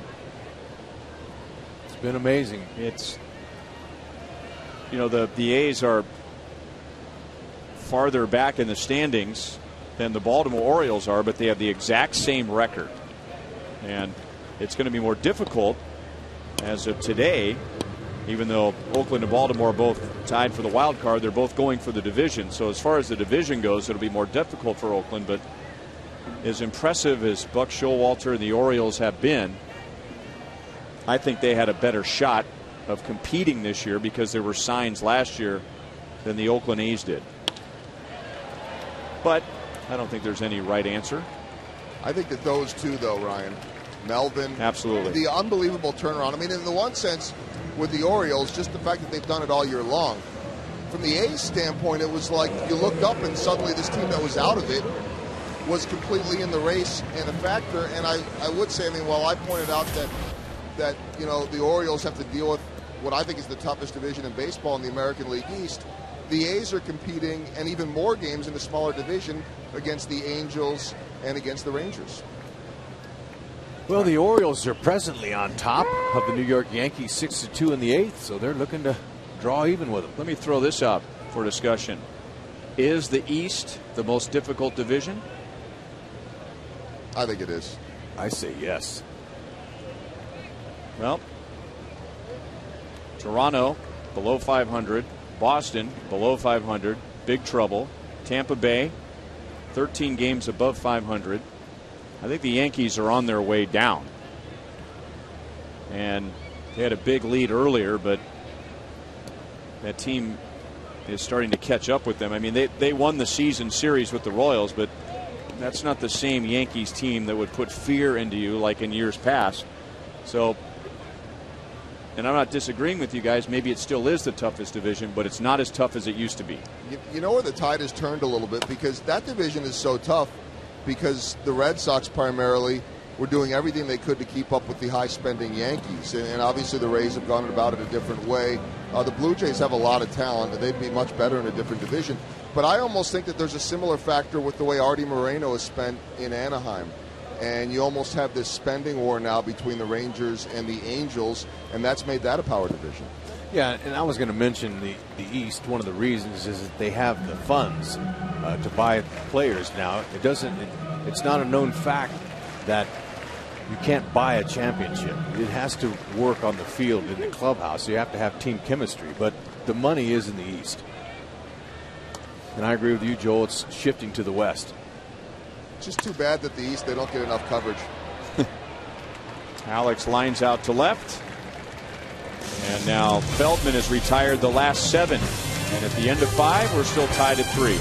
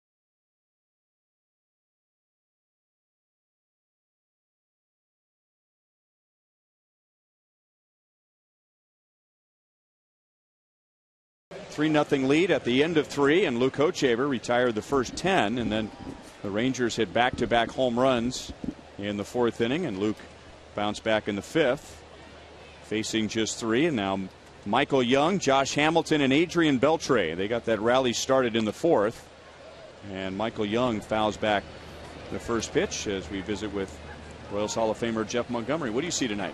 Well, I see a Luke Hochaver, a guy that came out and really kind of got things going, like we talked about earlier in the game. You want to see him get off to a good start, but then after being perfect for about 10 batters, it seemed like the bottom dropped out. And we've seen that happen so many times with Luke over his career. And I'll be honest, I can't figure it out myself. I've thought about this. I'd be lying if I said I knew what it was.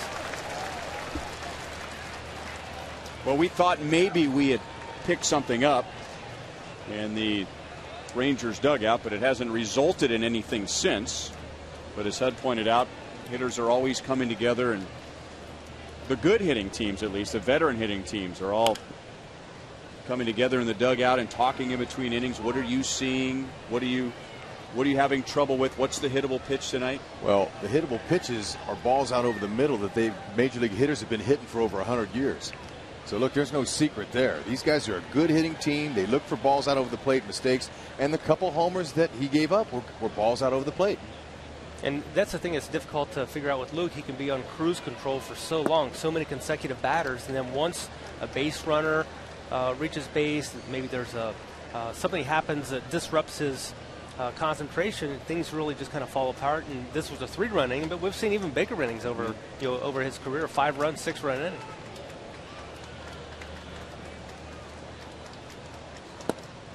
And we've seen him this year do a better job of putting the lid on the inning when it gets to 2 or 3 runs before it gets to 4, 5, 6 in an inning, and then tacking on a couple of scoreless innings after that.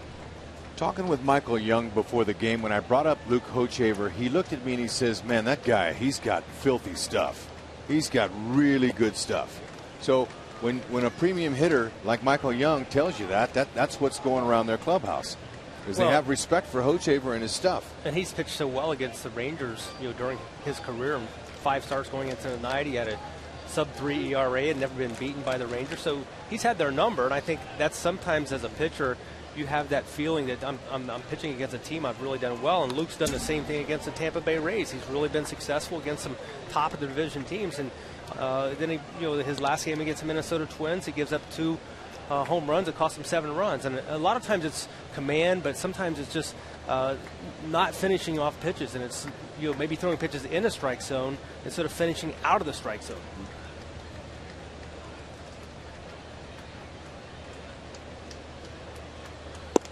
And you got Michael Young to go out of the strike zone. Good fastball at 94. Hochaver has struck out his 4th. I heard you guys talking a little while ago about Ian Kinsler in a dugout, maybe picking something up on Luke, and Ryan heard your comment about, is that something that we've heard over the years? Is he tipping his pitches? And I remember a situation when Pat Borders was catching for the Royals in '95, and had played against him for a number of years when he was with the Blue Jays, and he was my catcher. And he goes, there was a book on you in Toronto, something you were doing with your glove, or oftentimes the pitcher has his index finger in his glove. He'll wiggle it when he's going to throw a fastball. He'll do certain things, and it really kind of got in my mind, and I tried to figure out what it was. And I think sometimes the mental part of the game is as challenging as maybe those little things like that. Yeah, and Greg Nettles, when he was a veteran player with the Montreal Expos, he would sit up in the clubhouse. He didn't play very much. He'd sit up there for 4 innings, and he would come out after the 4th inning and say, fellas, I got him. And so there would be something that he picked up because he's a smart guy, veteran. He'd been around. He knew how to pick up little things, and that's what hitters do. They all do that in all walks of from A ball all the way up to the big leagues. They all try to pick on something that can give a hitter an advantage, and it's not an exact science by any means. You might think you get it, or maybe there's a base runner that's out there, given location or signs, but he may not be exactly right either. So you always got to be on guard for stuff like that. Yeah, so much of it is a mind game too, because I knew after Pat Borders had told me that I was doing something in my glove with the ball, I tried doing all these different things to correct it, but I could never figure out. You go to the video, you look at it time after time after time, and you could never pick it up when you're trying to figure that out yourself. 0-2 on Beltre. Homered last time up, struck out his first time. No balls and 2 strikes. It's like Bruce Chin.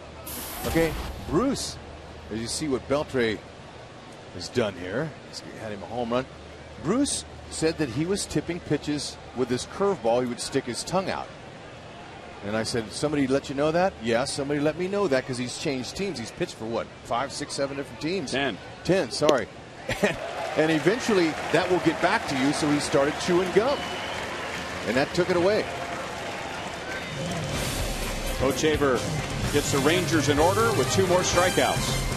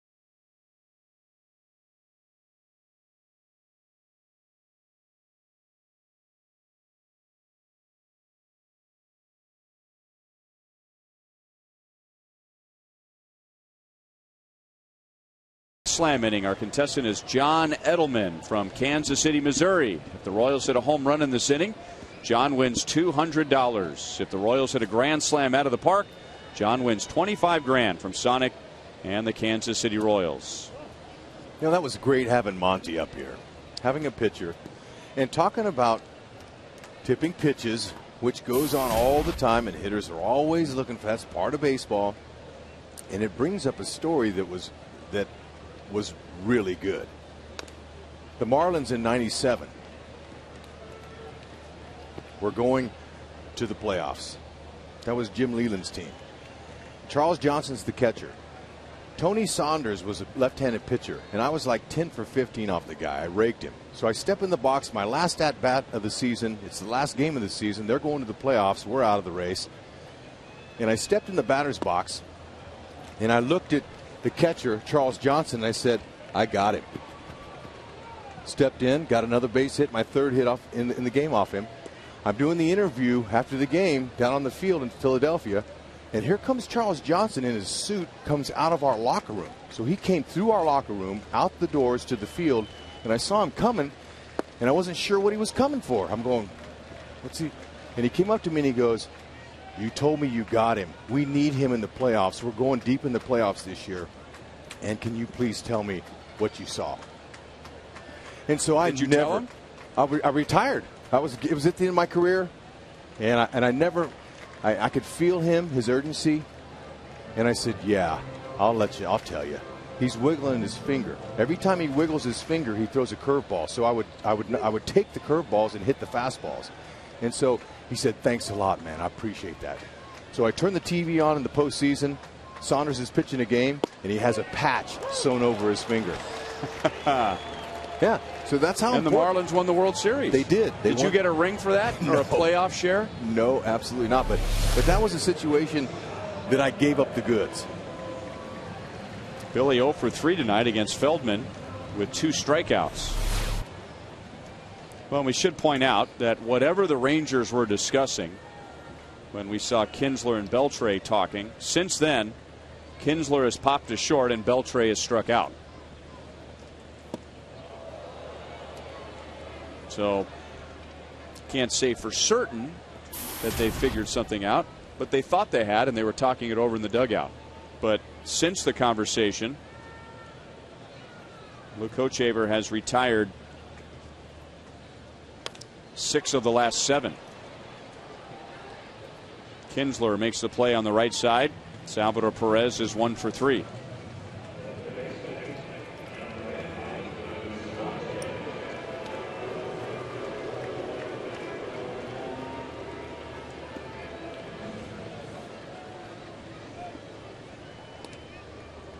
So Feldman got into some trouble early, giving up the home run to Francoeur in the second, and then 2 more runs in the third. And now he's retired 9 straight. And he's had his way with Mike Moustakas, striking him out twice. Misses high and away, ball 1.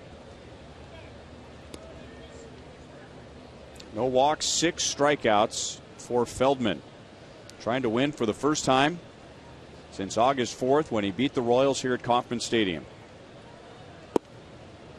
1-1.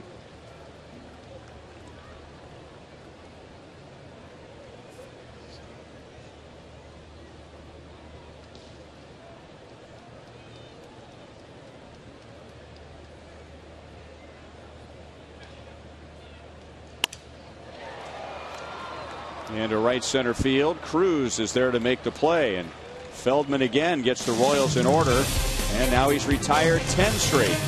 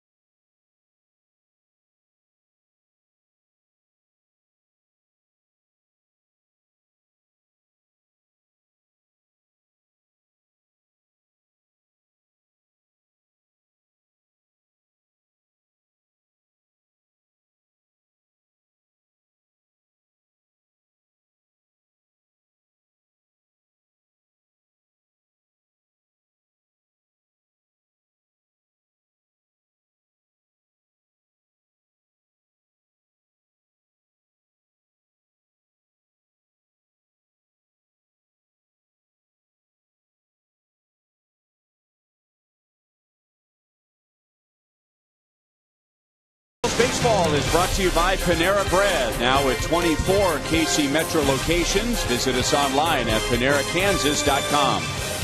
By AT&T Uverse, the new wireless receiver from AT&T Uverse. Visit att.com/freeyourtv. Rethink possible.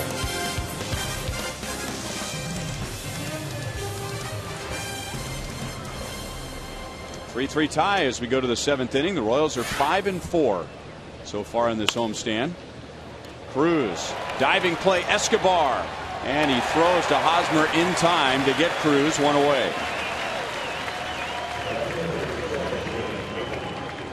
Okay, now that's a routine play for him. Even though it's nice, we see him do this whenever they hit a ball like that to him. The infield, especially the left side here, Moustakas and Escobar, they get dirty every night. They'll get grass stains or dirt on their uniforms, and they love playing, and they're very skilled.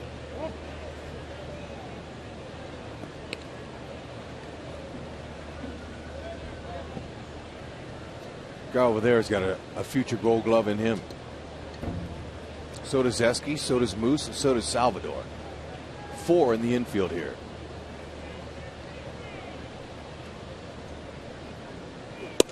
3 out of the 4 guys, excluding Escobar, it's their first full season in the majors. Gold Gloves don't happen in the first year. All-star games do, though. You can become an all-star in your first or second year easier than you can win a Gold Glove.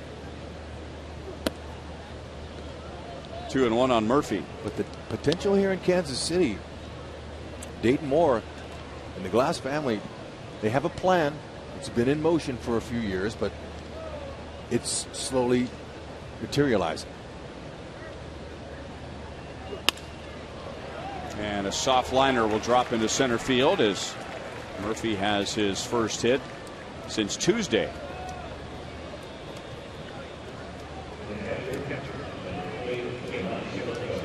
Parents, you can still sign your kids up for Slugger's Blue Crew, presented by U.S. Toy. Members receive a batting practice jersey, a backpack, water bottle, ticket vouchers, front of the line access for every Sunday fun run, and much more for just $20. Go to Royals.com/Blue Crew or go to the U.S. Toy Store in Leawood.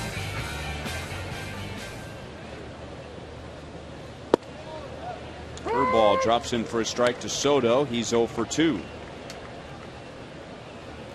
Hochevar ran into some trouble with 1 out in the 4th inning, but he has qualified for a quality start, and now is a couple outs away from giving the Royals 7 innings.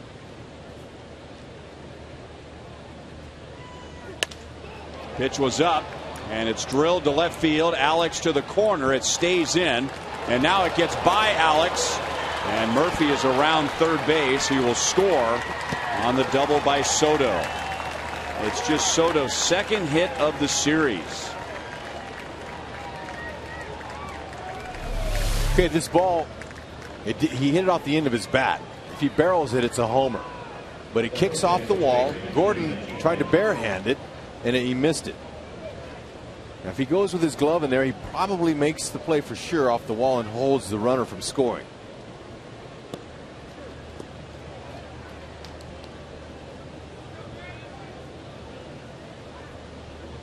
The Royals will intentionally walk Mitch Moreland.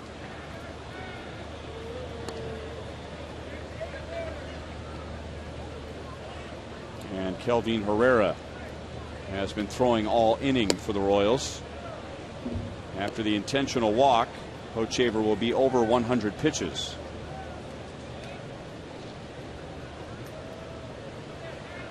Just the second walk allowed by Hochevar tonight.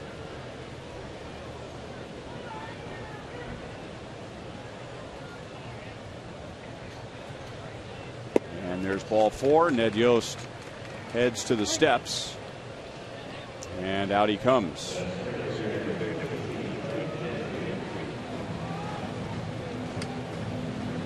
So Luke had retired 8 of 9 after the 3-run 4th inning, but in this inning, a single, a double, the intentional walk, and now with runners at second and third and 1 out, a Chevy call to the bullpen, and it will be Kelvin Herrera.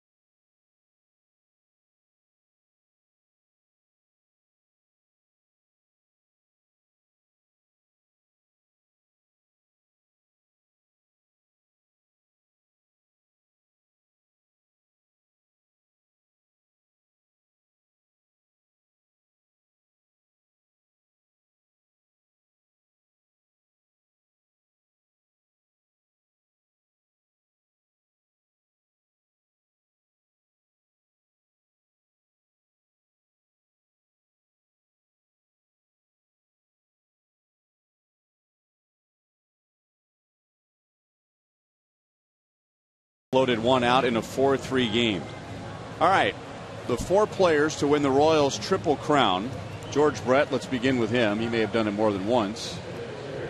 I'm going to guess Chili Davis. He had 1 year here, but he had a really good year. Maybe that was the year he was a Triple Crown. How about Mike Sweeney, Danny Tartable, Carlos Beltran? I said Amos You Otis. did. You said that during the break. And it was Amos Otis doing it twice, not George Brett.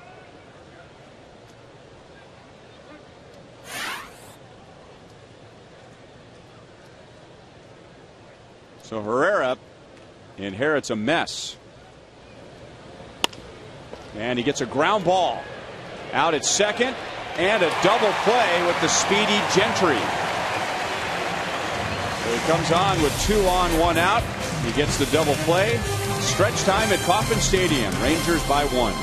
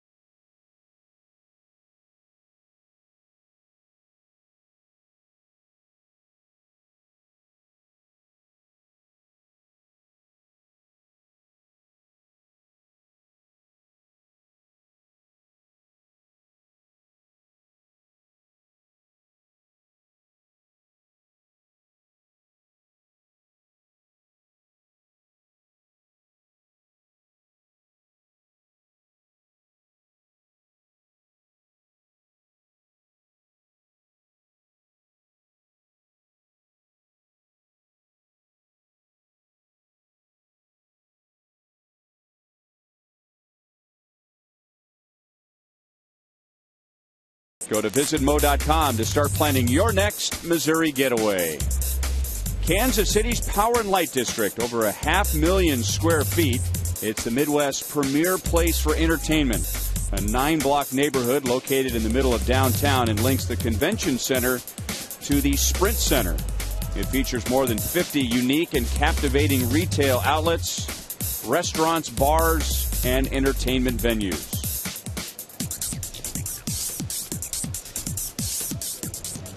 Here's tonight's AT&T U-verse reverse replay. Well, he had a little bit of reverse backspin on that ball, as that ball was a liner. I mean, he stepped all over that one. Pedal to the metal with that swing. First homer for Frenchie in a month. Exactly to the ding. He hit his last one against Chris Sale, the White Sox. And in his second at-bat, he lined out to center field. So he's been on Feldman, who stays in for the bottom of the 7th with 94 pitches. And the Rangers are getting loose in the bullpen. Feldman has retired the last 10 Royals. And Francoeur fooled badly, strike 1.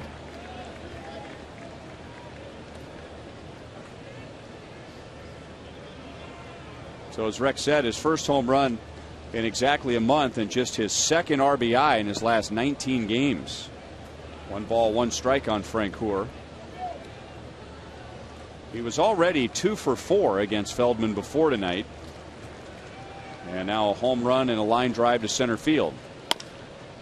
Chops it to short. Michael Young gets a big hop and throws him out, 1 down.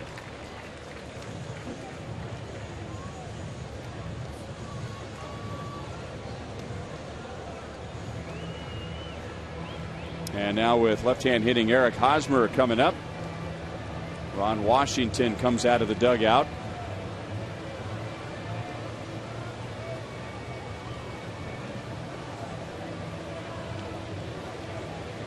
And Feldman knows that he's coming out, although Ron Washington says, hang on a second. Let me allow my lefty to get a few more warm-up tosses. And now he'll make the call. And they're all laughing at him.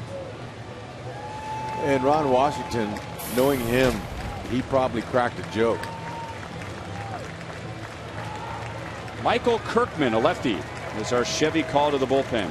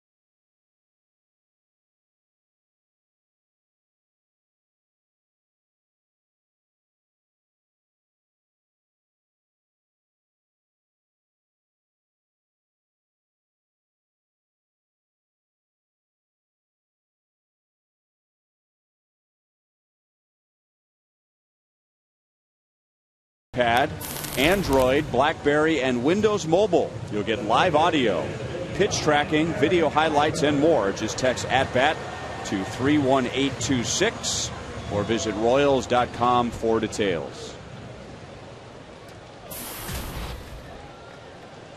Michael Kirkman comes on to face Eric Hosmer.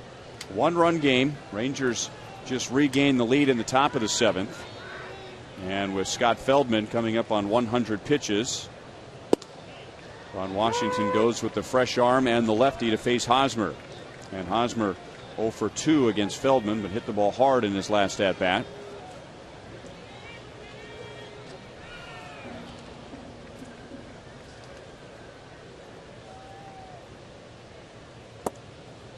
One ball, one strike.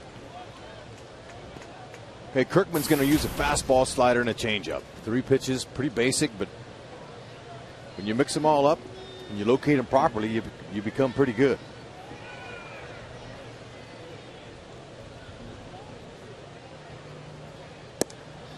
And looking at his numbers, in 30 innings, he has a 156 opponent's batting average. That's great. But his ERA is 3.6. And usually a good opponent's batting average and a higher ERA, or an ERA that doesn't match, you go directly to walks. And it's down and away, 3 balls and 1 strike on Hosmer. And Kirkman in 30 innings has walked 16. There you go. Given up almost as many walks as he has hits.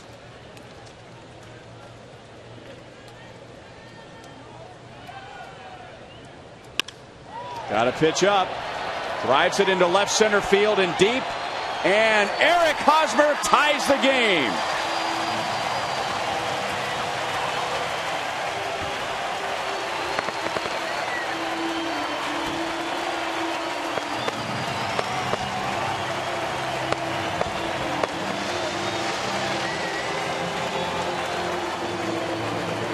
That is some towering opposite field power there on a letter high fastball.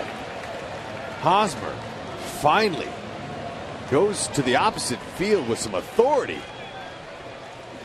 That's where his power lies mostly, is right out there in the opposite field. He's got pull power, but he hits a majority of them that way when he does hit them. 13th home run, 56th RBI. Royals answer the Rangers in the bottom of the 7th inning. Abreu slides over to the right side. He was 0 for 2 against Feldman. And to right field for Cruz. And that's out number 2. Okay, Soto wanted that ball down, and you mentioned all the walks from Kirkman. He's a little bit erratic with his control, but that's where you don't want to throw him for sure. He's able to get his hands extended, and when he gets them, he gets them. Now, 13 homers, 55 RBIs. I know some guys that would be thrilled with that season, but you could double those numbers is what they expect out of him a year from now.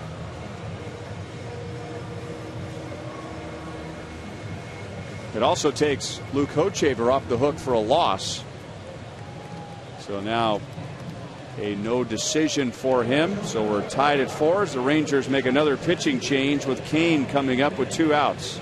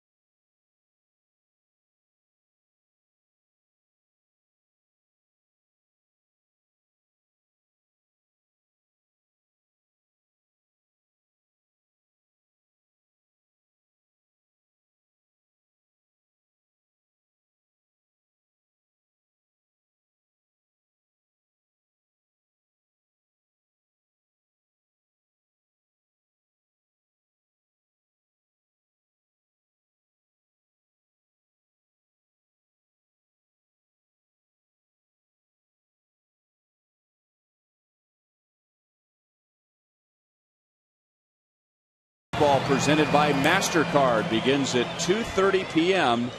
on Saturday, only on Fox. Eric Hosmer with a home run with 1 out in the bottom of the 7th inning to tie the game, and now Tanner Scheppers to face Lorenzo Cain. And Scheppers has appeared in 1 game against the Royals, and he's faced 1 batter, and that batter was Lorenzo Cain. He was 0 for 1.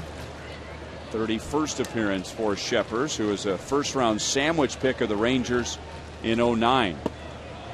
1 ball, 1 strike. Lorenzo has 2 hits tonight, singled and stole a base in the first, and then he doubled and scored in the third. 2 for 3.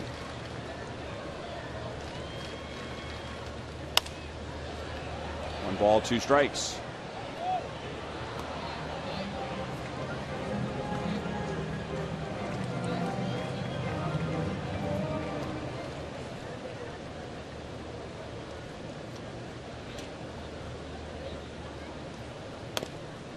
Got it in on him, and it's still 1-2. Royals had a 3-0 lead at the end of 3, and Luke Hochevar began with 3 perfect innings. The Rangers hit 2 home runs and tied the game in the 4th. They took the lead in the 7th, and now the Royals have tied it in the bottom of the 7th. Kane went too far and strikes out, but Eric Hosmer with 1 out homers to the opposite field. And at the end of 7, in the final meeting between the Royals and the Rangers, we are tied at 4.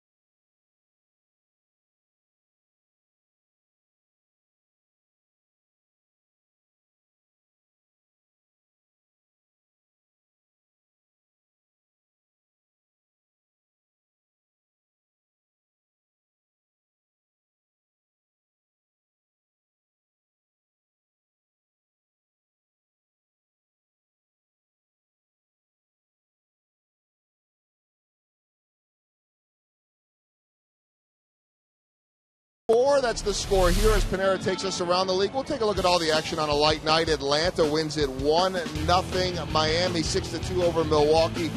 All right, got something interesting for you on this Chicago-Washington game. 2 bench-clearing brawls. I'll tell you about that in a second because it involves a good friend of ours.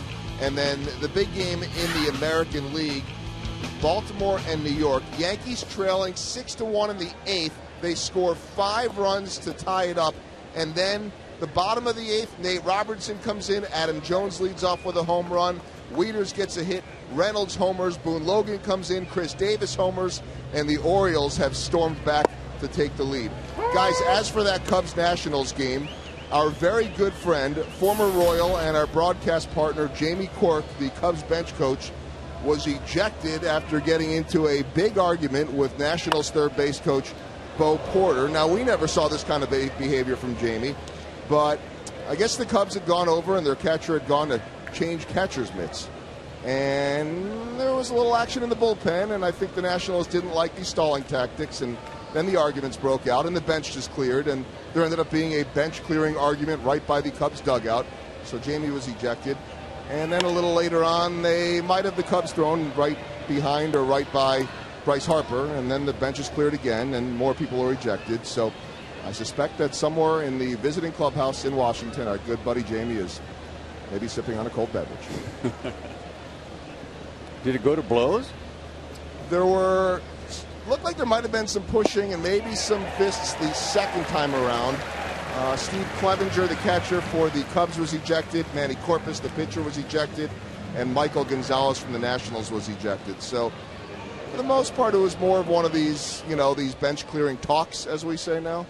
But that's what I thought. Yeah, but probably a good 15 minutes worth of delays in that one. And Jamie was heated.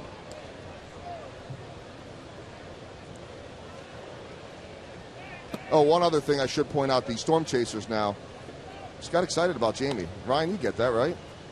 Yeah, I don't know if I've ever seen that side of Jamie before. No, and he looks intimidating now, too. He's got this gray goatee, like a Mark McGwire-looking goatee going right now, so he looks kind of tough, and he was angry and all that. Storm Chasers are losing 4-3. Final line on Verdugo, 6 1/3, 7 hits, and 4 earned runs, so they've got a little work to do to come back in that one. All right, thank you, Joel. Michael Young, 1 for 3. Singled and scored on Hamilton's home run in the 4th. Getting a chance to play shortstop tonight. Kelvin Herrera came on with runners at first and second and 1 out in the 7th, and he got Gentry to ground into a double play, and now he has struck out Kinsler in this inning. And now ahead of Young, 1 ball, 2 strikes.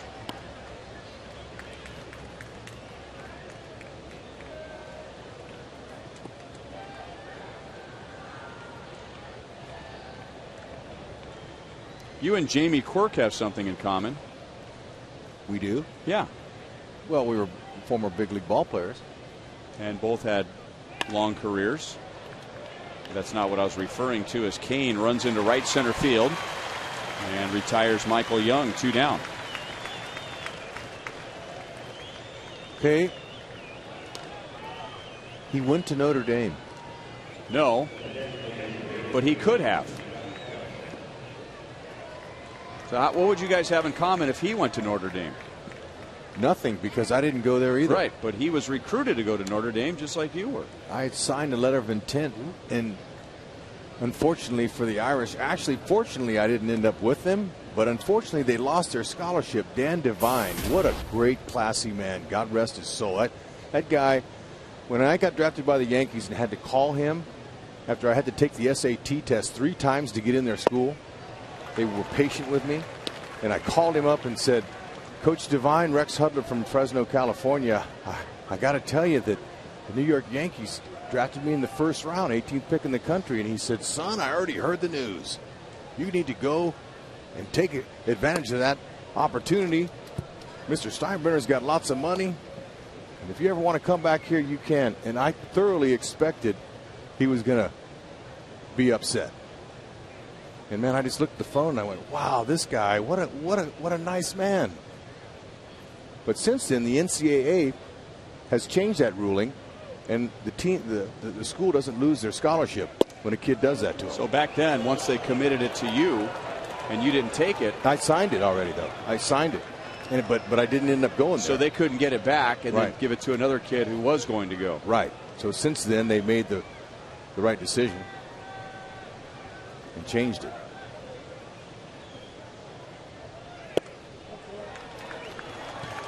Hamilton on a couple of close pitches, and the umpires wearing powder blue in the crowd tonight feel like Herrera was squeezed.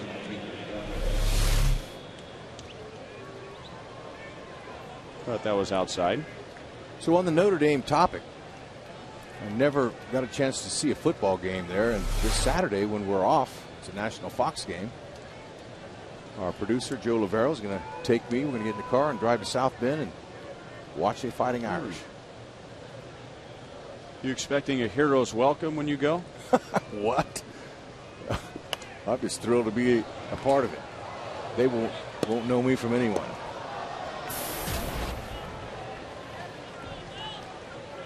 Adrian Beltre has homered tonight. He has 3 home runs in the series. He has 5 RBIs in the series. He has 5 home runs, 8 RBIs on the Rangers' current road trip. So he's about as hot as they come in the Rangers lineup at the moment. And here we are in the 8th inning in a tie game with Hamilton at first. And he gets around on a Herrera pitch. Didn't hit it very hard, but gets it out into left field for a base hit. And with 2 outs, a walk and a single for Texas. Okay, earlier in the game, Beltre, he got him a little slider out over the middle he liked. And he drove it. Drove Kane right into the wall. Hit his 30th home run.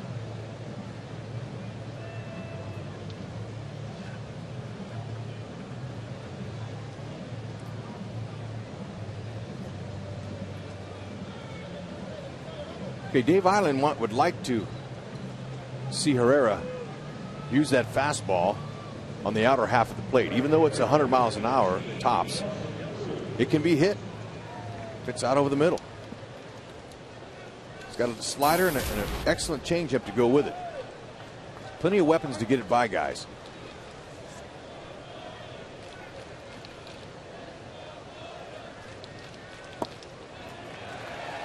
Cruz over a changeup. 0-1. Cruz is 0 for 2. He has walked in the series. He is 2 out of 12. He had a home run in game 1 on Monday afternoon. Cruz has struck out 125 times, so you can strike him out. And that's Herrera's specialty.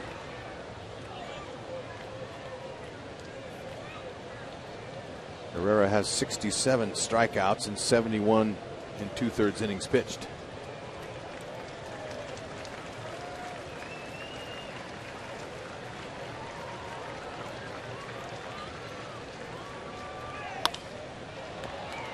Kane back in center field, and he runs it down. That ball carried on him. So Lorenzo Kane bails out Herrera and the Royals, and Texas leads 2 on base in the 8th. Defense will help you win games too. Might have saved it for him. Nice play.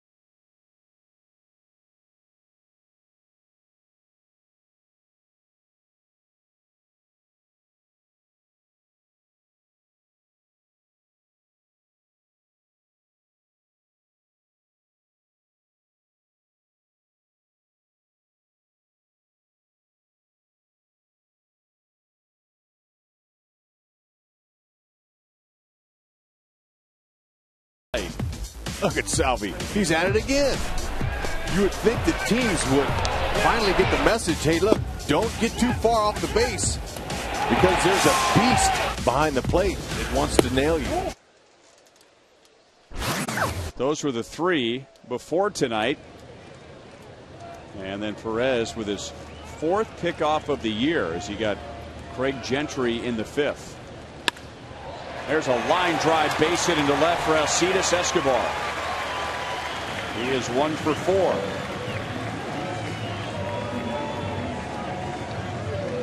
Okay, those are the 3 prior pickoffs. Now here's tonight.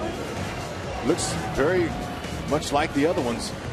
Quick, throws off one knee when he goes to first base. But the pickoff a couple nights ago was sidearm. He picked off Kinsler and really helped out Guthrie. Picked him up, picked that out up, and they got out of it. Now they have a chance to get something going here. Escobar got him a fastball up, and he said, "Finally, I get a clean base hit." Keep in mind that record for the Royals for Perez, 4 pickoffs in 1 year. That's in 55 games. Yeah. Yep, he's a special player. When I heard his manager Ned Yost talk about him in spring training, and he was injured, you don't hear a former catcher like Ned rave about a guy like he has with this Salvador Perez. He says this guy's done things and is going to do things that we may have never seen out of a guy that big, strong, and they fortunately the Royals tied him up to a long-term deal. Same with Escobar, same with Gordon. There's a future here. Good one. Get a few pitchers in the offseason. Okay, there we saw it again. Timeout in the middle of his windup. Some of the fans are screaming for a balk, but timeout had been called. Escobar, 27 stolen bases, 5th in the league. He's only been thrown out 4 times.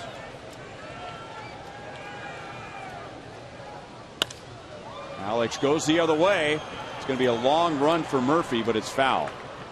And the league, we mentioned this earlier, but the league on Giovanni Soto, since he's been traded to Texas, is 21 for 21 in stolen base attempts.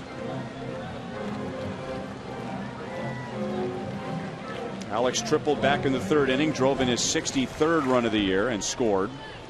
He has 2 hits tonight. 53 multi-hit games for Alex Gordon. That's the 3rd best in the American League.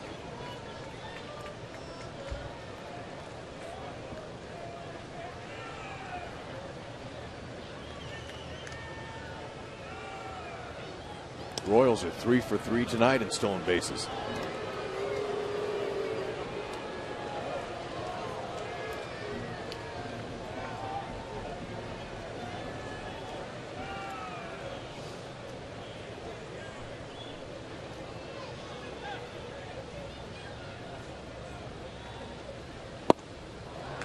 Oh, and 2 on Alex. Shepard's running it up there at 96. Okay, Alex Gordon. Tonight he's been on the ball. Short, quick swing, snuck it by Beltre. Then hits one off the end of the bat. He didn't get just 2. What we're normally used to seeing him hit doubles, he hits a triple.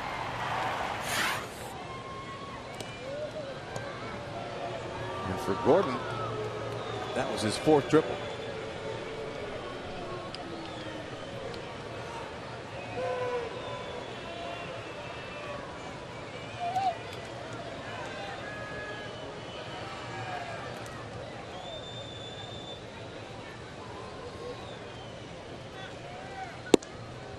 One ball, 2 strikes. Okay, outfielders are playing Gordon to the opposite field. Gentry straight up in center field. Up there, he's a shade to left field. Cruz, he's over as well. So if Gordon can hit this hole right here, if he can hit that hole between Moreland, the first baseman, and Kinsler, he could score. Struck him out. Pitch was not a strike. Shepard's 2nd strikeout tonight. Okay, now the outfielders are moving the opposite way. They're moving over to the opposite field for Billy Butler.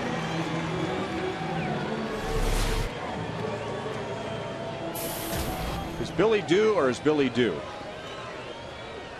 I would say overdue. August 11th was his last big fly. Or home run, whatever you want to call it.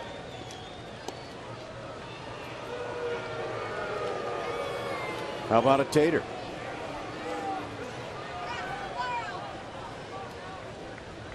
Escobar can get a jump against Sheppers, and he's seen his move several times now. It would just take a base hit.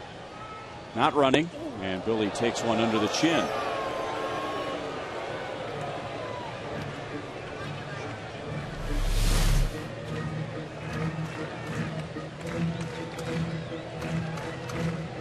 Now, those pitches are meant to back the hitter off the plate. Typically sets up something away, but they're going to stay inside. Escobar started and stopped, and Billy gets jammed and grounds it back to the mound, and that's an easy double play. So we go to the ninth. The season series is tied at 4 apiece, and so is tonight's game.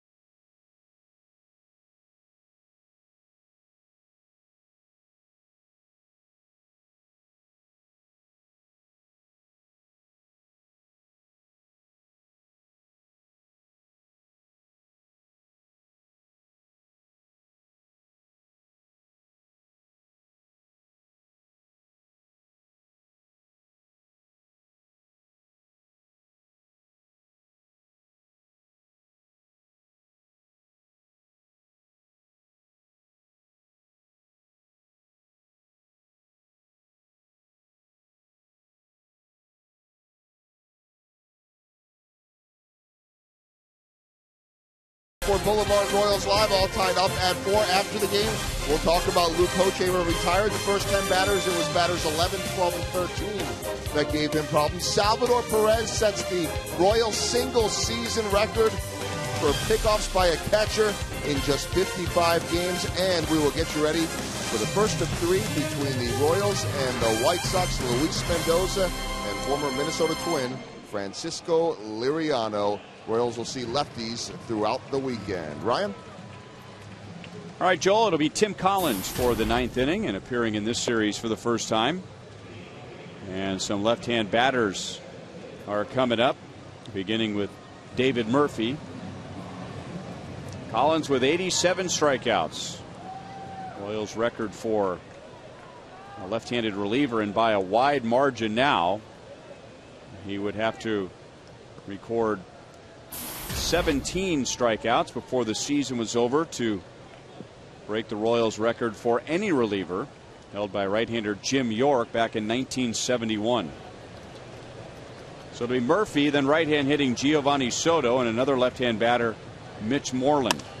And Murphy jumps on the first pitch. Alex runs into the left field corner, and there is one out.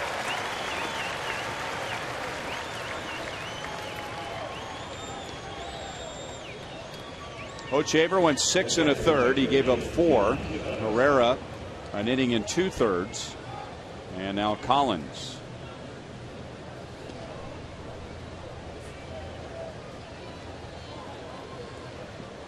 Giovanni Soto doubled into the left field corner in the 7th inning. That put the Rangers in front briefly 4-3, and then Eric Hosmer homered in the bottom of the 7th to tie it. And high ball 1 to Soto. You know, we talked about the back end of the Royals bullpen and how hard they throw and the strikeouts that they accumulate. And Collins, very impressive. 63 innings pitched, 87 strikeouts. 211 average against. Really good. Mid-90s fastball, big curve, and a straight change.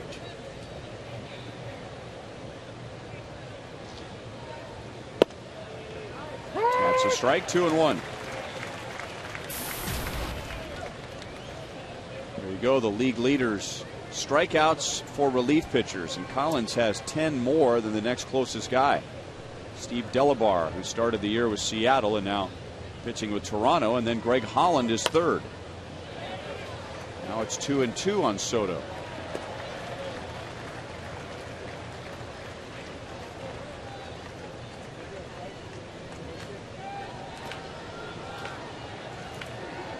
Aaron Crow on the left, Greg Holland on the right.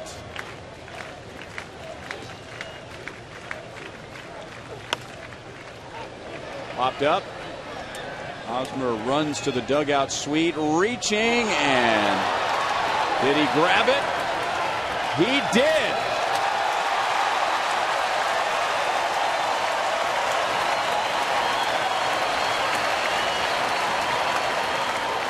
Well, that ball, it was coming back. It has spin on it.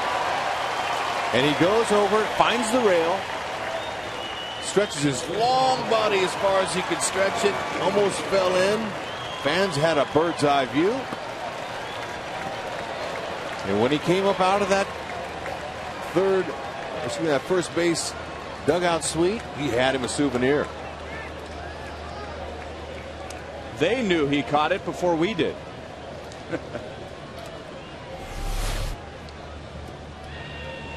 And now Moreland. As Collins unloads a pitch that drops about 2 feet in front of home plate. Well, that's a beauty. We've seen 3 really nice plays tonight by Royals defenders.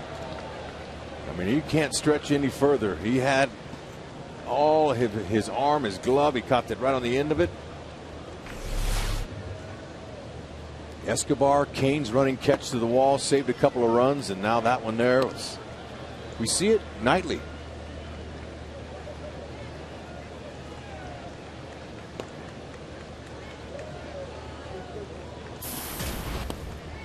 Moreland 0 for 2. The Royals intentionally walked him in the 7th inning.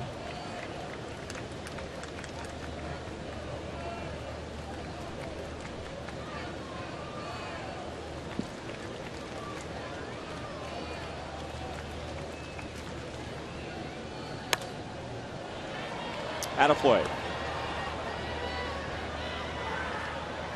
Royals in the bottom of the 9th will have Salvador Perez, Mike Moustakas, and Jeff Francoeur. A good bare hand catch. Are you kidding?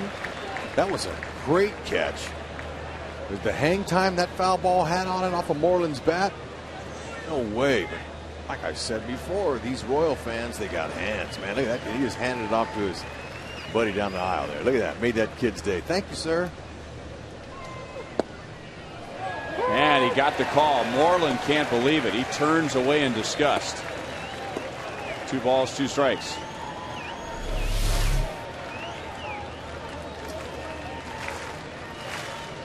Thought it might have been a little low.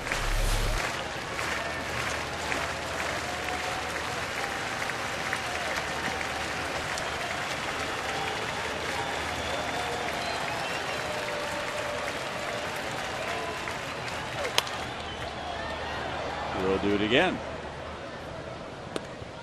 No way. Another fan made a catch on the fly. Good defensive plays all over the place tonight. Unreal. On the field and in the seats. It's contagious.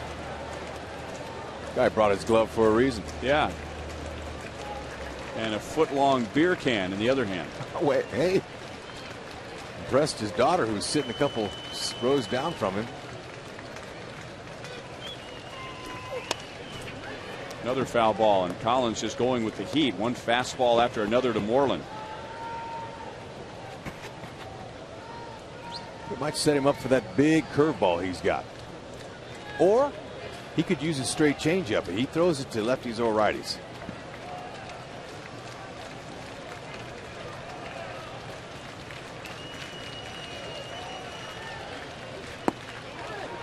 And he did go with the changeup. 3 balls, 2 strikes. Moreland looked like he really picked that pitch up out of his hand. Didn't get out over his front foot at all. Just watched the ball all the way into Perez's glove. So Perez will go back to the fastball. He's having a good AB here. Close and no swing, and Moreland walks. You know, that's one heck of a plate appearance by Moreland.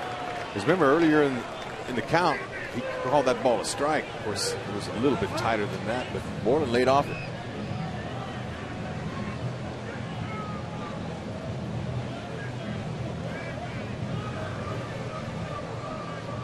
Now the Royals are really treating Craig Gentry with a lot of respect. Number 9 hitter who has 1 home run this year, and this is the second time that Ned Yost has gone to the bullpen for Gentry.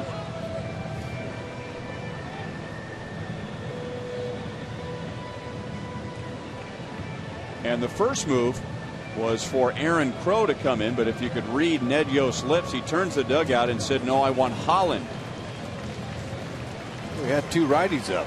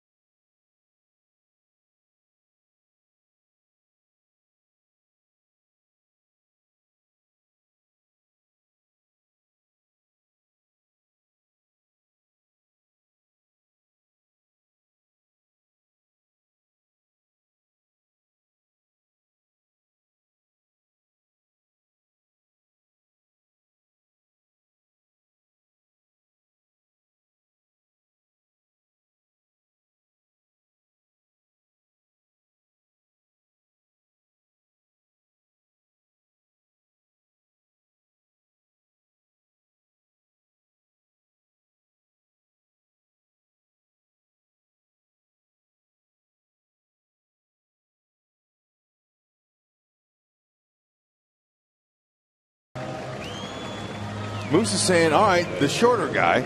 Now Moose is going to give the number. Escobar's pointing. Hosmer's saying, come on, get in here. We got a game to win.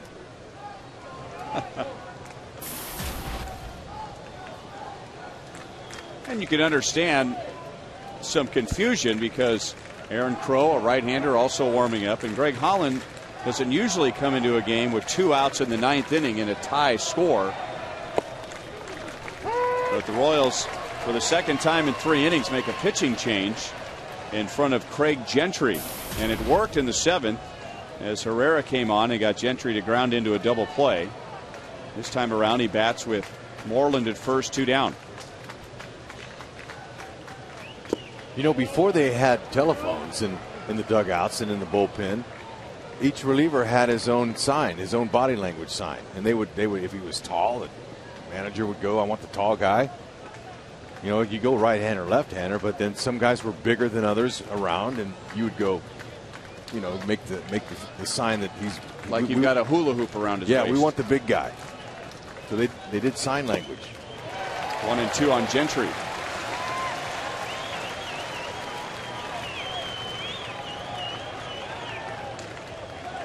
And if the game was really long and they just needed to get it over with, what was the sign to bring in the tiebreaker pitcher?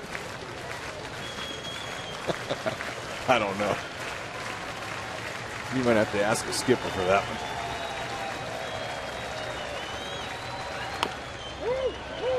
That's a foul ball. Ball came up and hit Gentry after it hit the ground. Holland jumped off the mountain like a cat. He says, I'll take that easy out. But he's going to have to go back and do it again, though. Right off his toe. Adrian Johnson, home plate umpire, he didn't waste any time. He called that foul.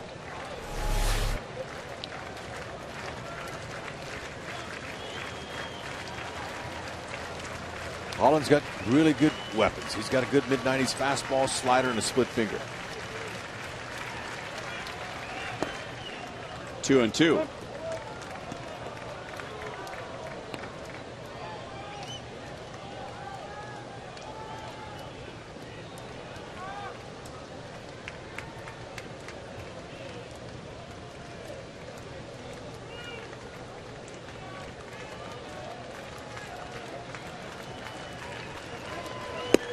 Got him with a high fastball. Tied up to the bottom of the ninth inning. Royals going for the season series against the Rangers. Perez, Moustakas, and Francoeur coming up.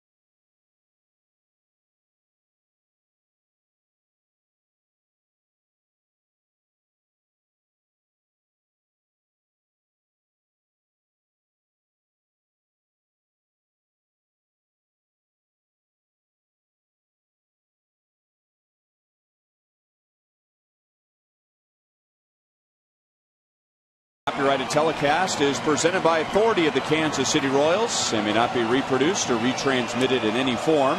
And the accounts and descriptions of this game may not be disseminated without the express written consent of the Kansas City Royals Baseball Corporation. Ryan Lefevre, Rex Hudler, Joel Goldberg at Kauffman Stadium with director Steve Kurtenbach, producer Joe Lavero, associate producers Al Broughton, Sam Abramson. The producer of Royals Live is TJ McGinnis and the rest of our great Fox Sports Kansas City crew. This will be the third time that Mike Adams has appeared in this series. And on Monday, he gave up 1 run in 1 inning. And last night, he gave up 1 run in 1 inning.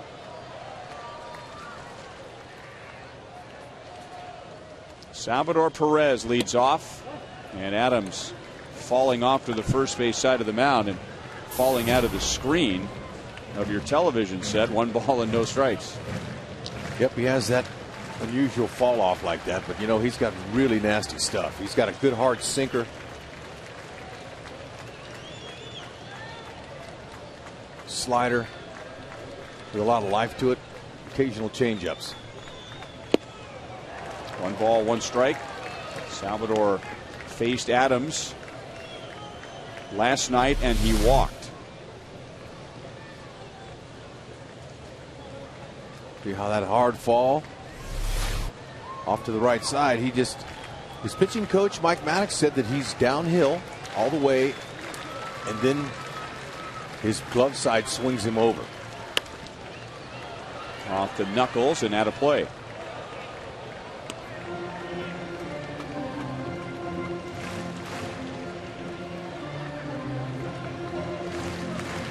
Royals had a 3-0 lead. Texas tied it with 3 in the 4th. Texas took the lead 4-3 in the 7th. And Eric Hosmer tied the game in the bottom of the 7th with a home run. Adams has only given up 1 home run all year. It's to a right-handed batter. Wanted him to chase. 2 balls, 2 strikes.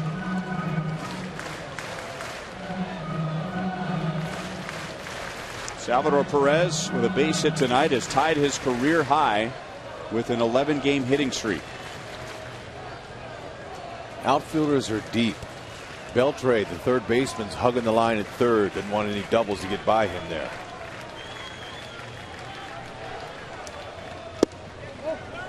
3-2. Moustakas is next.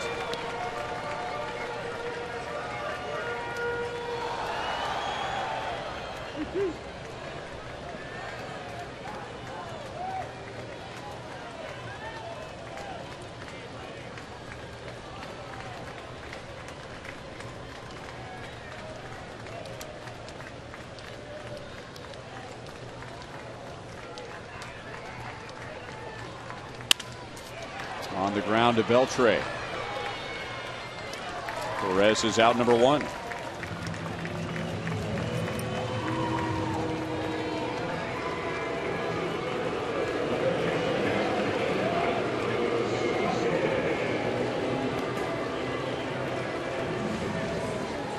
Mike Moustakas is 0 for 3 tonight. He has not faced Adams in this series. And it's just 0 for 1 against the Rangers righty.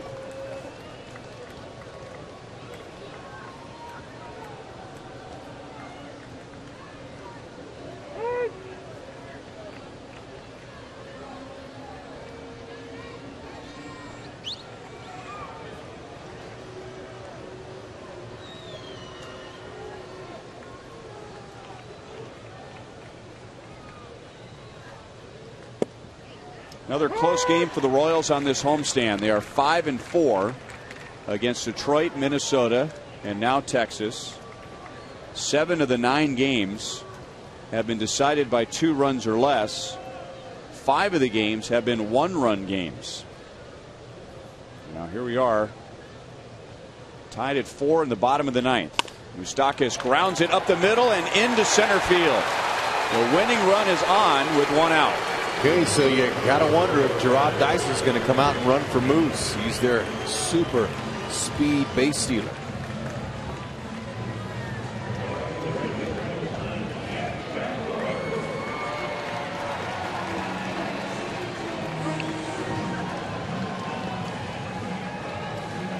So far, haven't seen Dyson.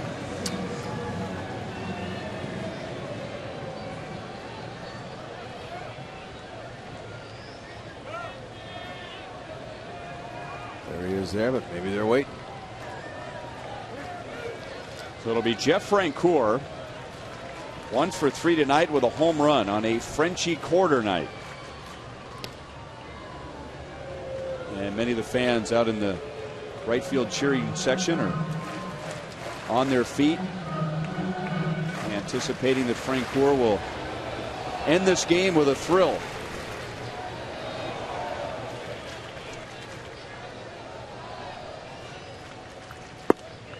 And he takes inside. 1 ball and no strikes.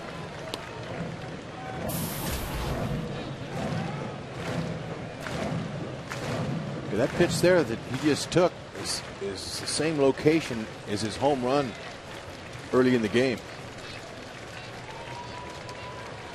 Second inning, Francoeur hit his 12th solo shot.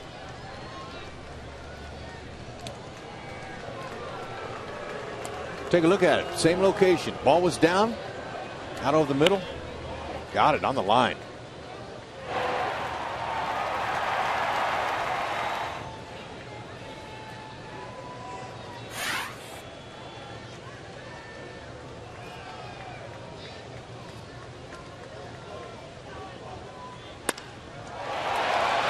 Drilled to center field, not deep enough.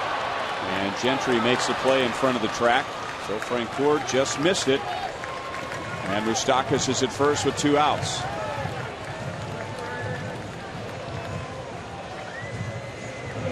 Wrong part of the yard. Outfielders are playing really deep. No doubles. I play no doubles because that's the winning run at first base. And when you're back against the wall like that, you get to the gappers quicker. Get them in. Keep the run from scoring. Hosmer tied the game in the bottom of the 7th with his 13th home run.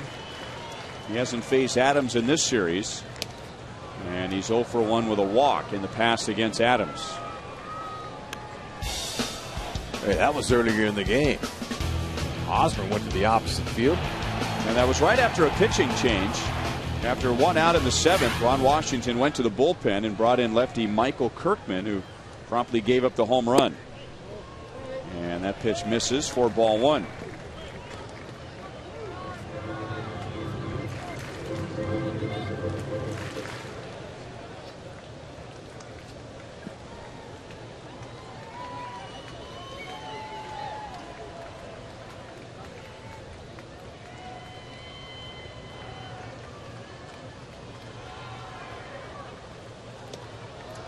Adams is expecting Moustakas to take off, and Moustakas has 4 stolen bases. He's been thrown out twice.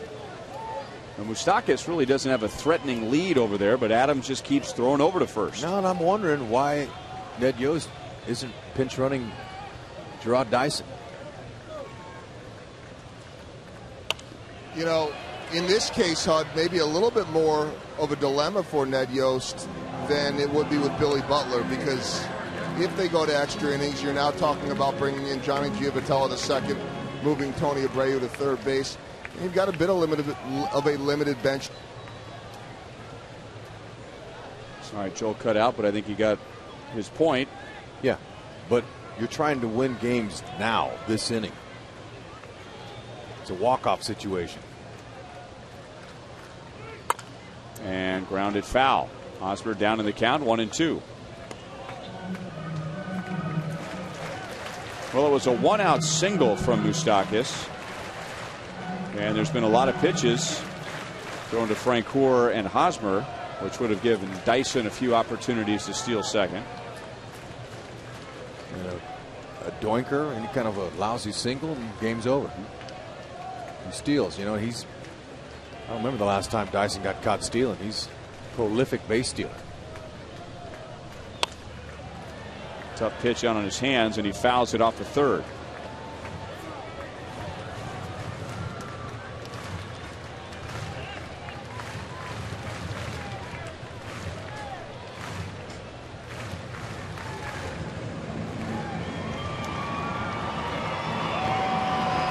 Royals head to Chicago after the game. The Rangers go to Tampa Bay. Royals will play 3 in Chicago and 3 in Minnesota. A win tonight, they go 6-4 on the homestand. With a loss, it's a 5-5 homestand. Now Moustakas runs, and Hosmer grounds it, gloved, or at least knocked down by Moreland, and that saved the game. That ball gets up the line with Moustakas running, and this game is over. Instead, we will go to the 10th inning and a 4-4 tie.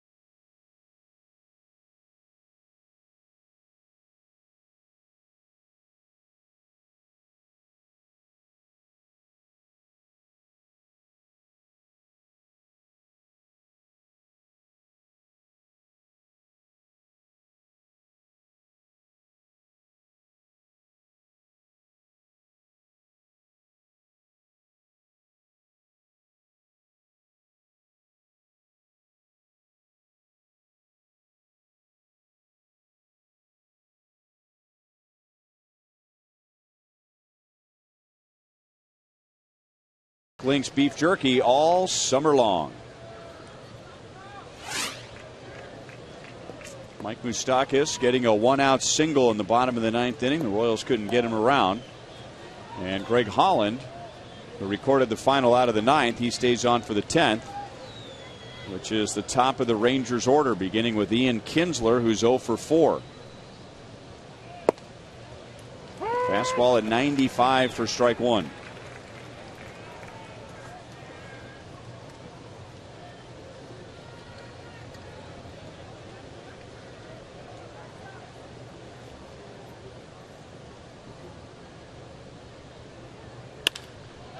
Pitch was up. Kane is back to the track.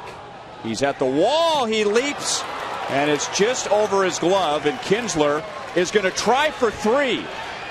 He is safe. He just got under the tag. Wow, that ball just kept carrying. It looked to me like Kane was pulling up on it. It looked like he was going to catch it at the wall. But now Ron Washington is going to argue and say that that ball was a home run. Now, I don't think it was because it hit the top of the wall, but let's see Kane here. No, it's not even close. Nope, just missed it.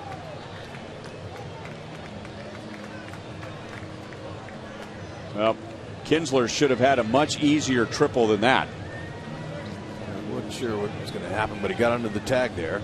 That's the second time in 2 games he's been off like a herd of turtles out of the batter's box.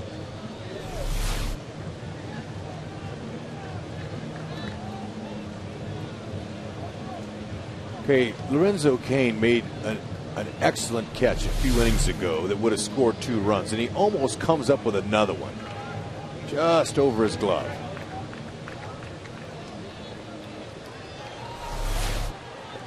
Great effort. Now they'll have to pull the infielders in.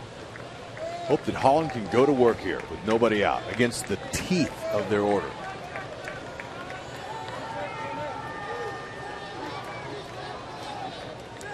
So the Royals bring the infield in for Michael Young. And the pitch is down and in, ball 1. Michael Young 1 for 4 with a 4th inning single, and he scored on a Josh Hamilton home run. Young has 2 home runs in this series.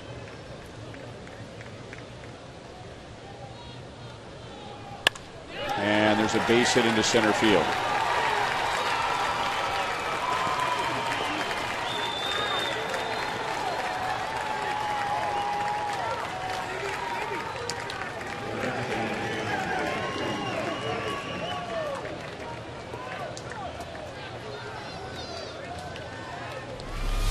Okay, this ball was hittable. See that short swing? He knew the situation. He didn't need a big long swing.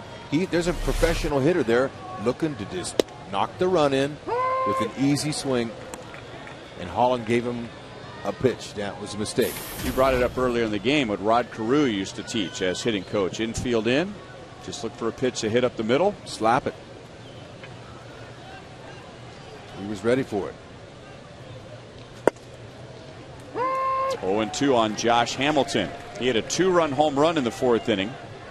He has homered twice in the series. The Rangers have hit 10 in this series.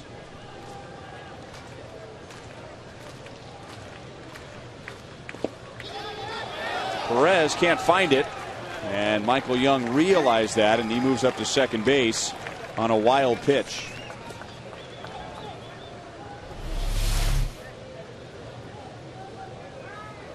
Salvi did all he could. He knew it wasn't going to get far, and it was right over it.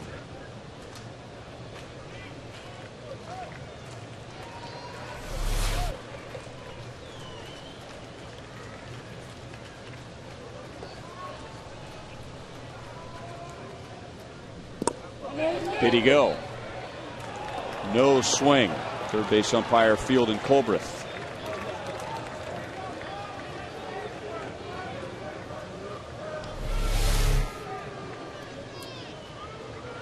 Wow. Yeah, split finger curveballs, slider. Those 2 pitches worked down in the zone.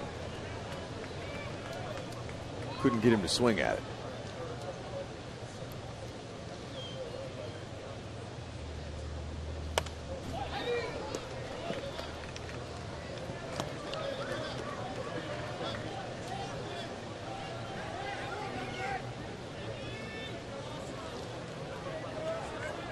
Okay, 15 pitches thrown by Holland. Have to keep an eye on that pitch count with nobody out here. You want Holland to be available for tomorrow in the weekend series against the White Sox.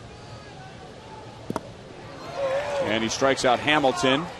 Perez will throw down to first, and that's out number 1.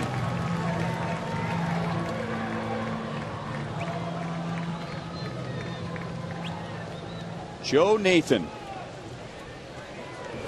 He of 38 career saves against the Royals, warming up in the bullpen. And with an open base and Adrian Beltre at the plate, the Royals will put him on and go after Nelson Cruz.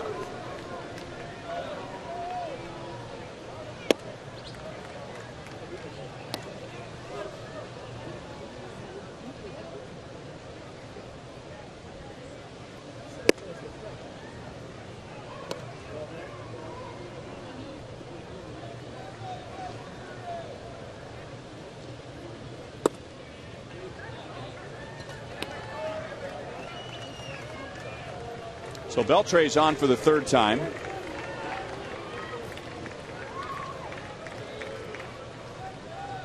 And now Greg Holland and Nelson Cruz. And they hooked up in the game on Tuesday. Game the Royals won 6-3. Holland saved the game, and he struck out Nelson Cruz.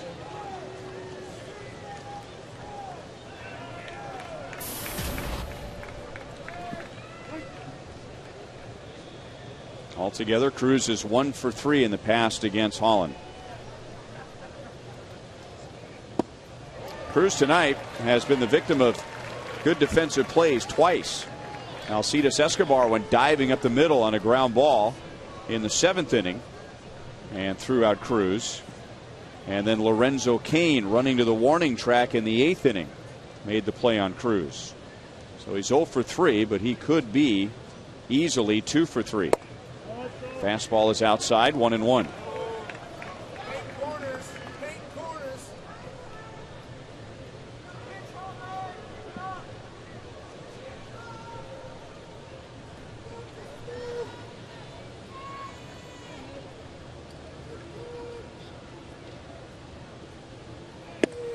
Late on the fastball. Okay, Holland's maneuvering his way through with some good split fingers and fastballs that out of the zone. Got to stay out of the zone with this guy, or a 3-run homer would really hurt him. And he's got pop to all fields, even here at the K. Holland strikes him out again. 2 down in the 10th.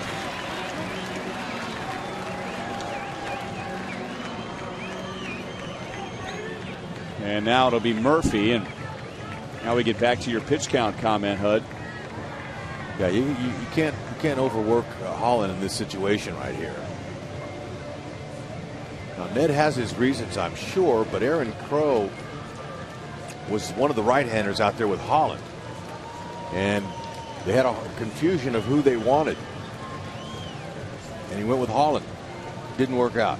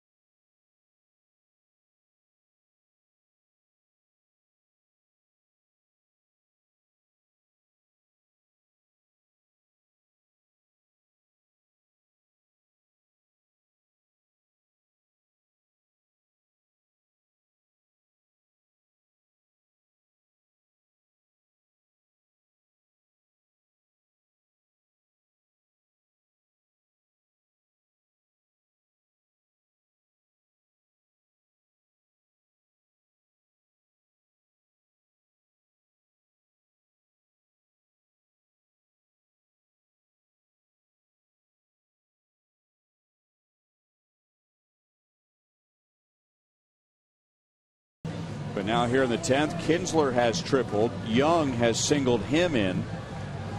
And after an intentional walk, 2 on, 2 out. Holland struck out 2 in the inning, but with his pitch count getting up there where he may not be available tomorrow and or Saturday, Ned Yost goes to Francisco Bueno with left-hand hitting David Murphy coming up. And Murphy has Young at second base and Beltre at first.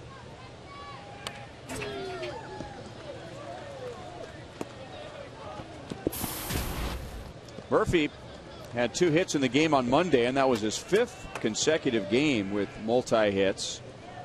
And then he was hitless Tuesday and last night. He is 1 for 4 tonight.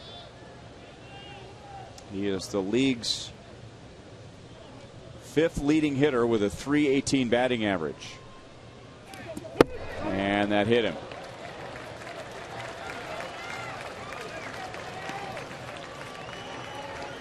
So that loads the bases with 2 outs, and it will bring Ned Yost out of the dugout again.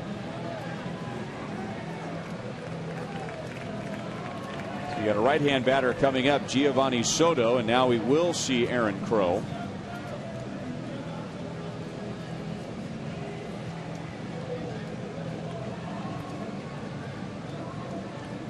Texas leads 5-4 in the 10th inning. They have the bases loaded with 2 outs.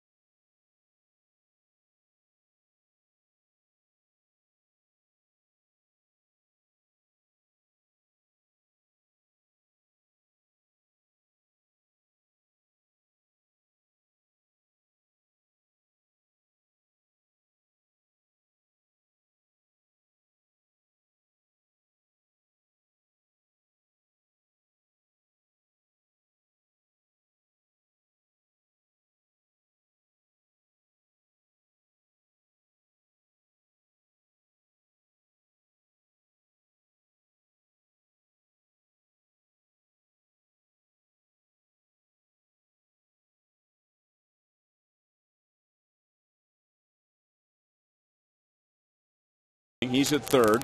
Adrian Beltre is at second. David Murphy is at first. He was just hit by a pitch by Bueno. And now the 6th Royals pitcher tonight is Aaron Crow, and the 3rd Royals pitcher in this inning. And he misses outside to Giovanni Soto.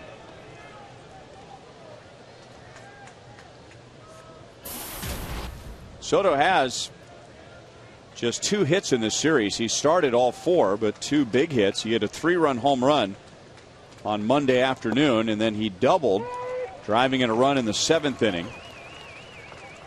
That put the Rangers in front 4-3. The Royals tied it on Hosmer's home run in the bottom of the 7th. And now the Rangers have regained the lead in the 10th. Soto, a smash to Moustakas. He'll go to second base, and that's the inning. So the Rangers get just 1. It'll be Joe Nathan in the bottom of the 10th, and the Royals will have Tony Abreu, Lorenzo Cain, and Alcides Escobar.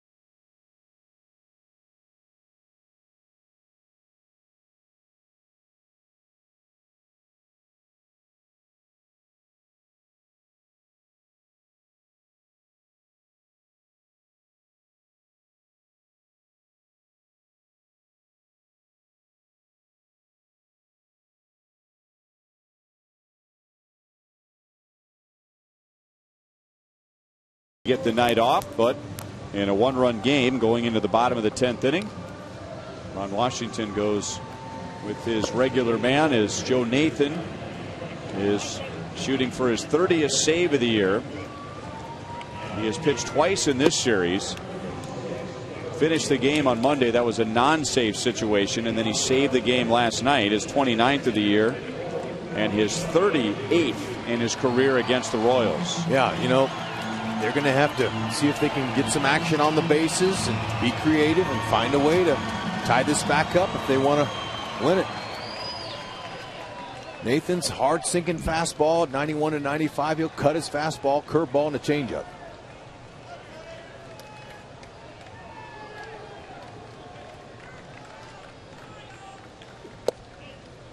And a hard slider for strike one. Tony Abreu is 0 for 3.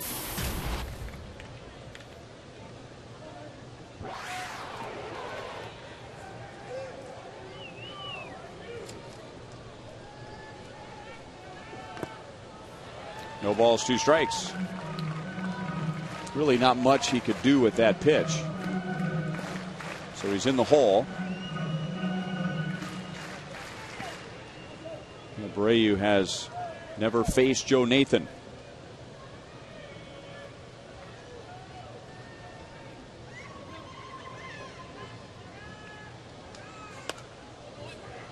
Still throwing 96 miles an hour. Plenty to get the job done.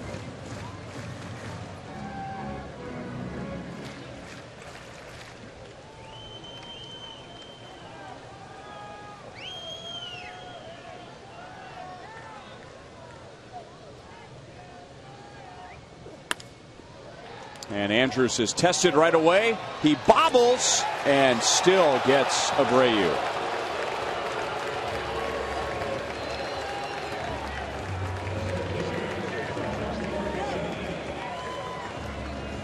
Well, I'll tell you, that's how tough a shortstop, how hard that job can be, man. You slightly bobble anything you can't feel cleanly. Those runners, especially Abreu, runs good.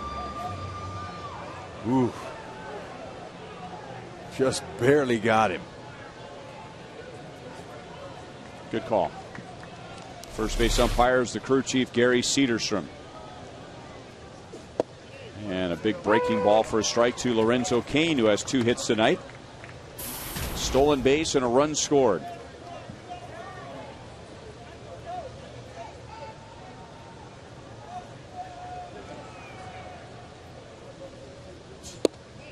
And then looks at a fastball and he's down 0-2. Spent some time last night talking about Nathan and that trade from the Giants with 1 career save to Minnesota and then became the Twins' all-time saves leader. Nathan actually began his professional career as a shortstop, and it was the Giants who moved him to the mound. Over Nathan, Kinsler behind the bag, and he fumbles, and that's not in time. So the ball has been slick for the Rangers here in the bottom of the 10th inning. And when you got some speed, you're going to get you a knock. Are they going to give him an error on that? Just didn't come out of his throwing hand the way he wanted to. Instead of staying on top of the ball, he threw sidearm so it stayed up, and that's what allowed Kane time to get that in there. Second error of the series for Ian Kinsler. They gave him an error. See if the Royals can make it hurt.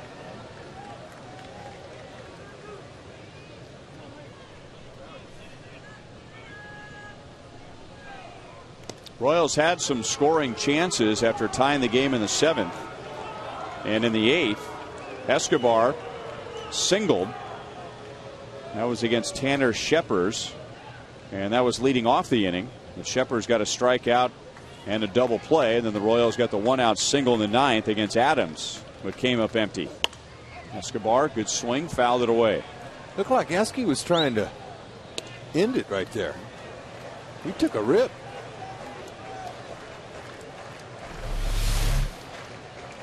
Okay, he got a pitch elevated and just was a little out front of it.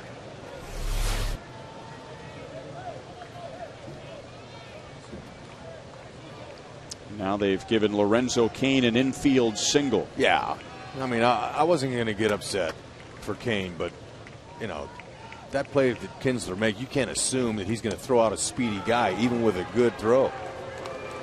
And sometimes the bobble is a result of the fast runner, right, trying to be too quick. Speed pressures.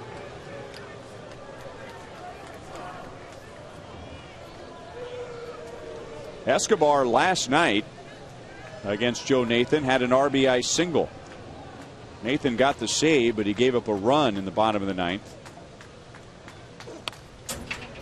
And now down in the count, no balls, 2 strikes.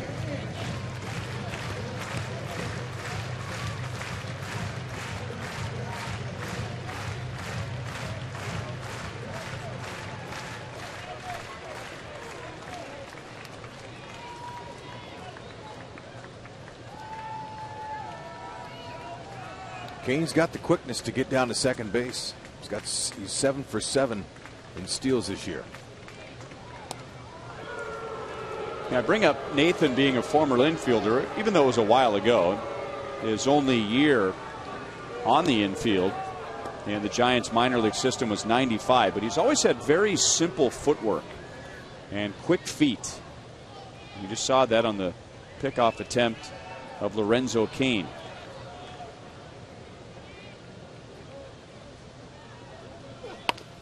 Pitch stayed up. Nathan down to second. Andrews to first. That's the game. That's the series, and that's the homestand. So the Texas Rangers win the season series with the Royals 5-4. And it's another 1-run victory for Texas in this series. Final score was 5-4 in 10 innings. We'll be right back.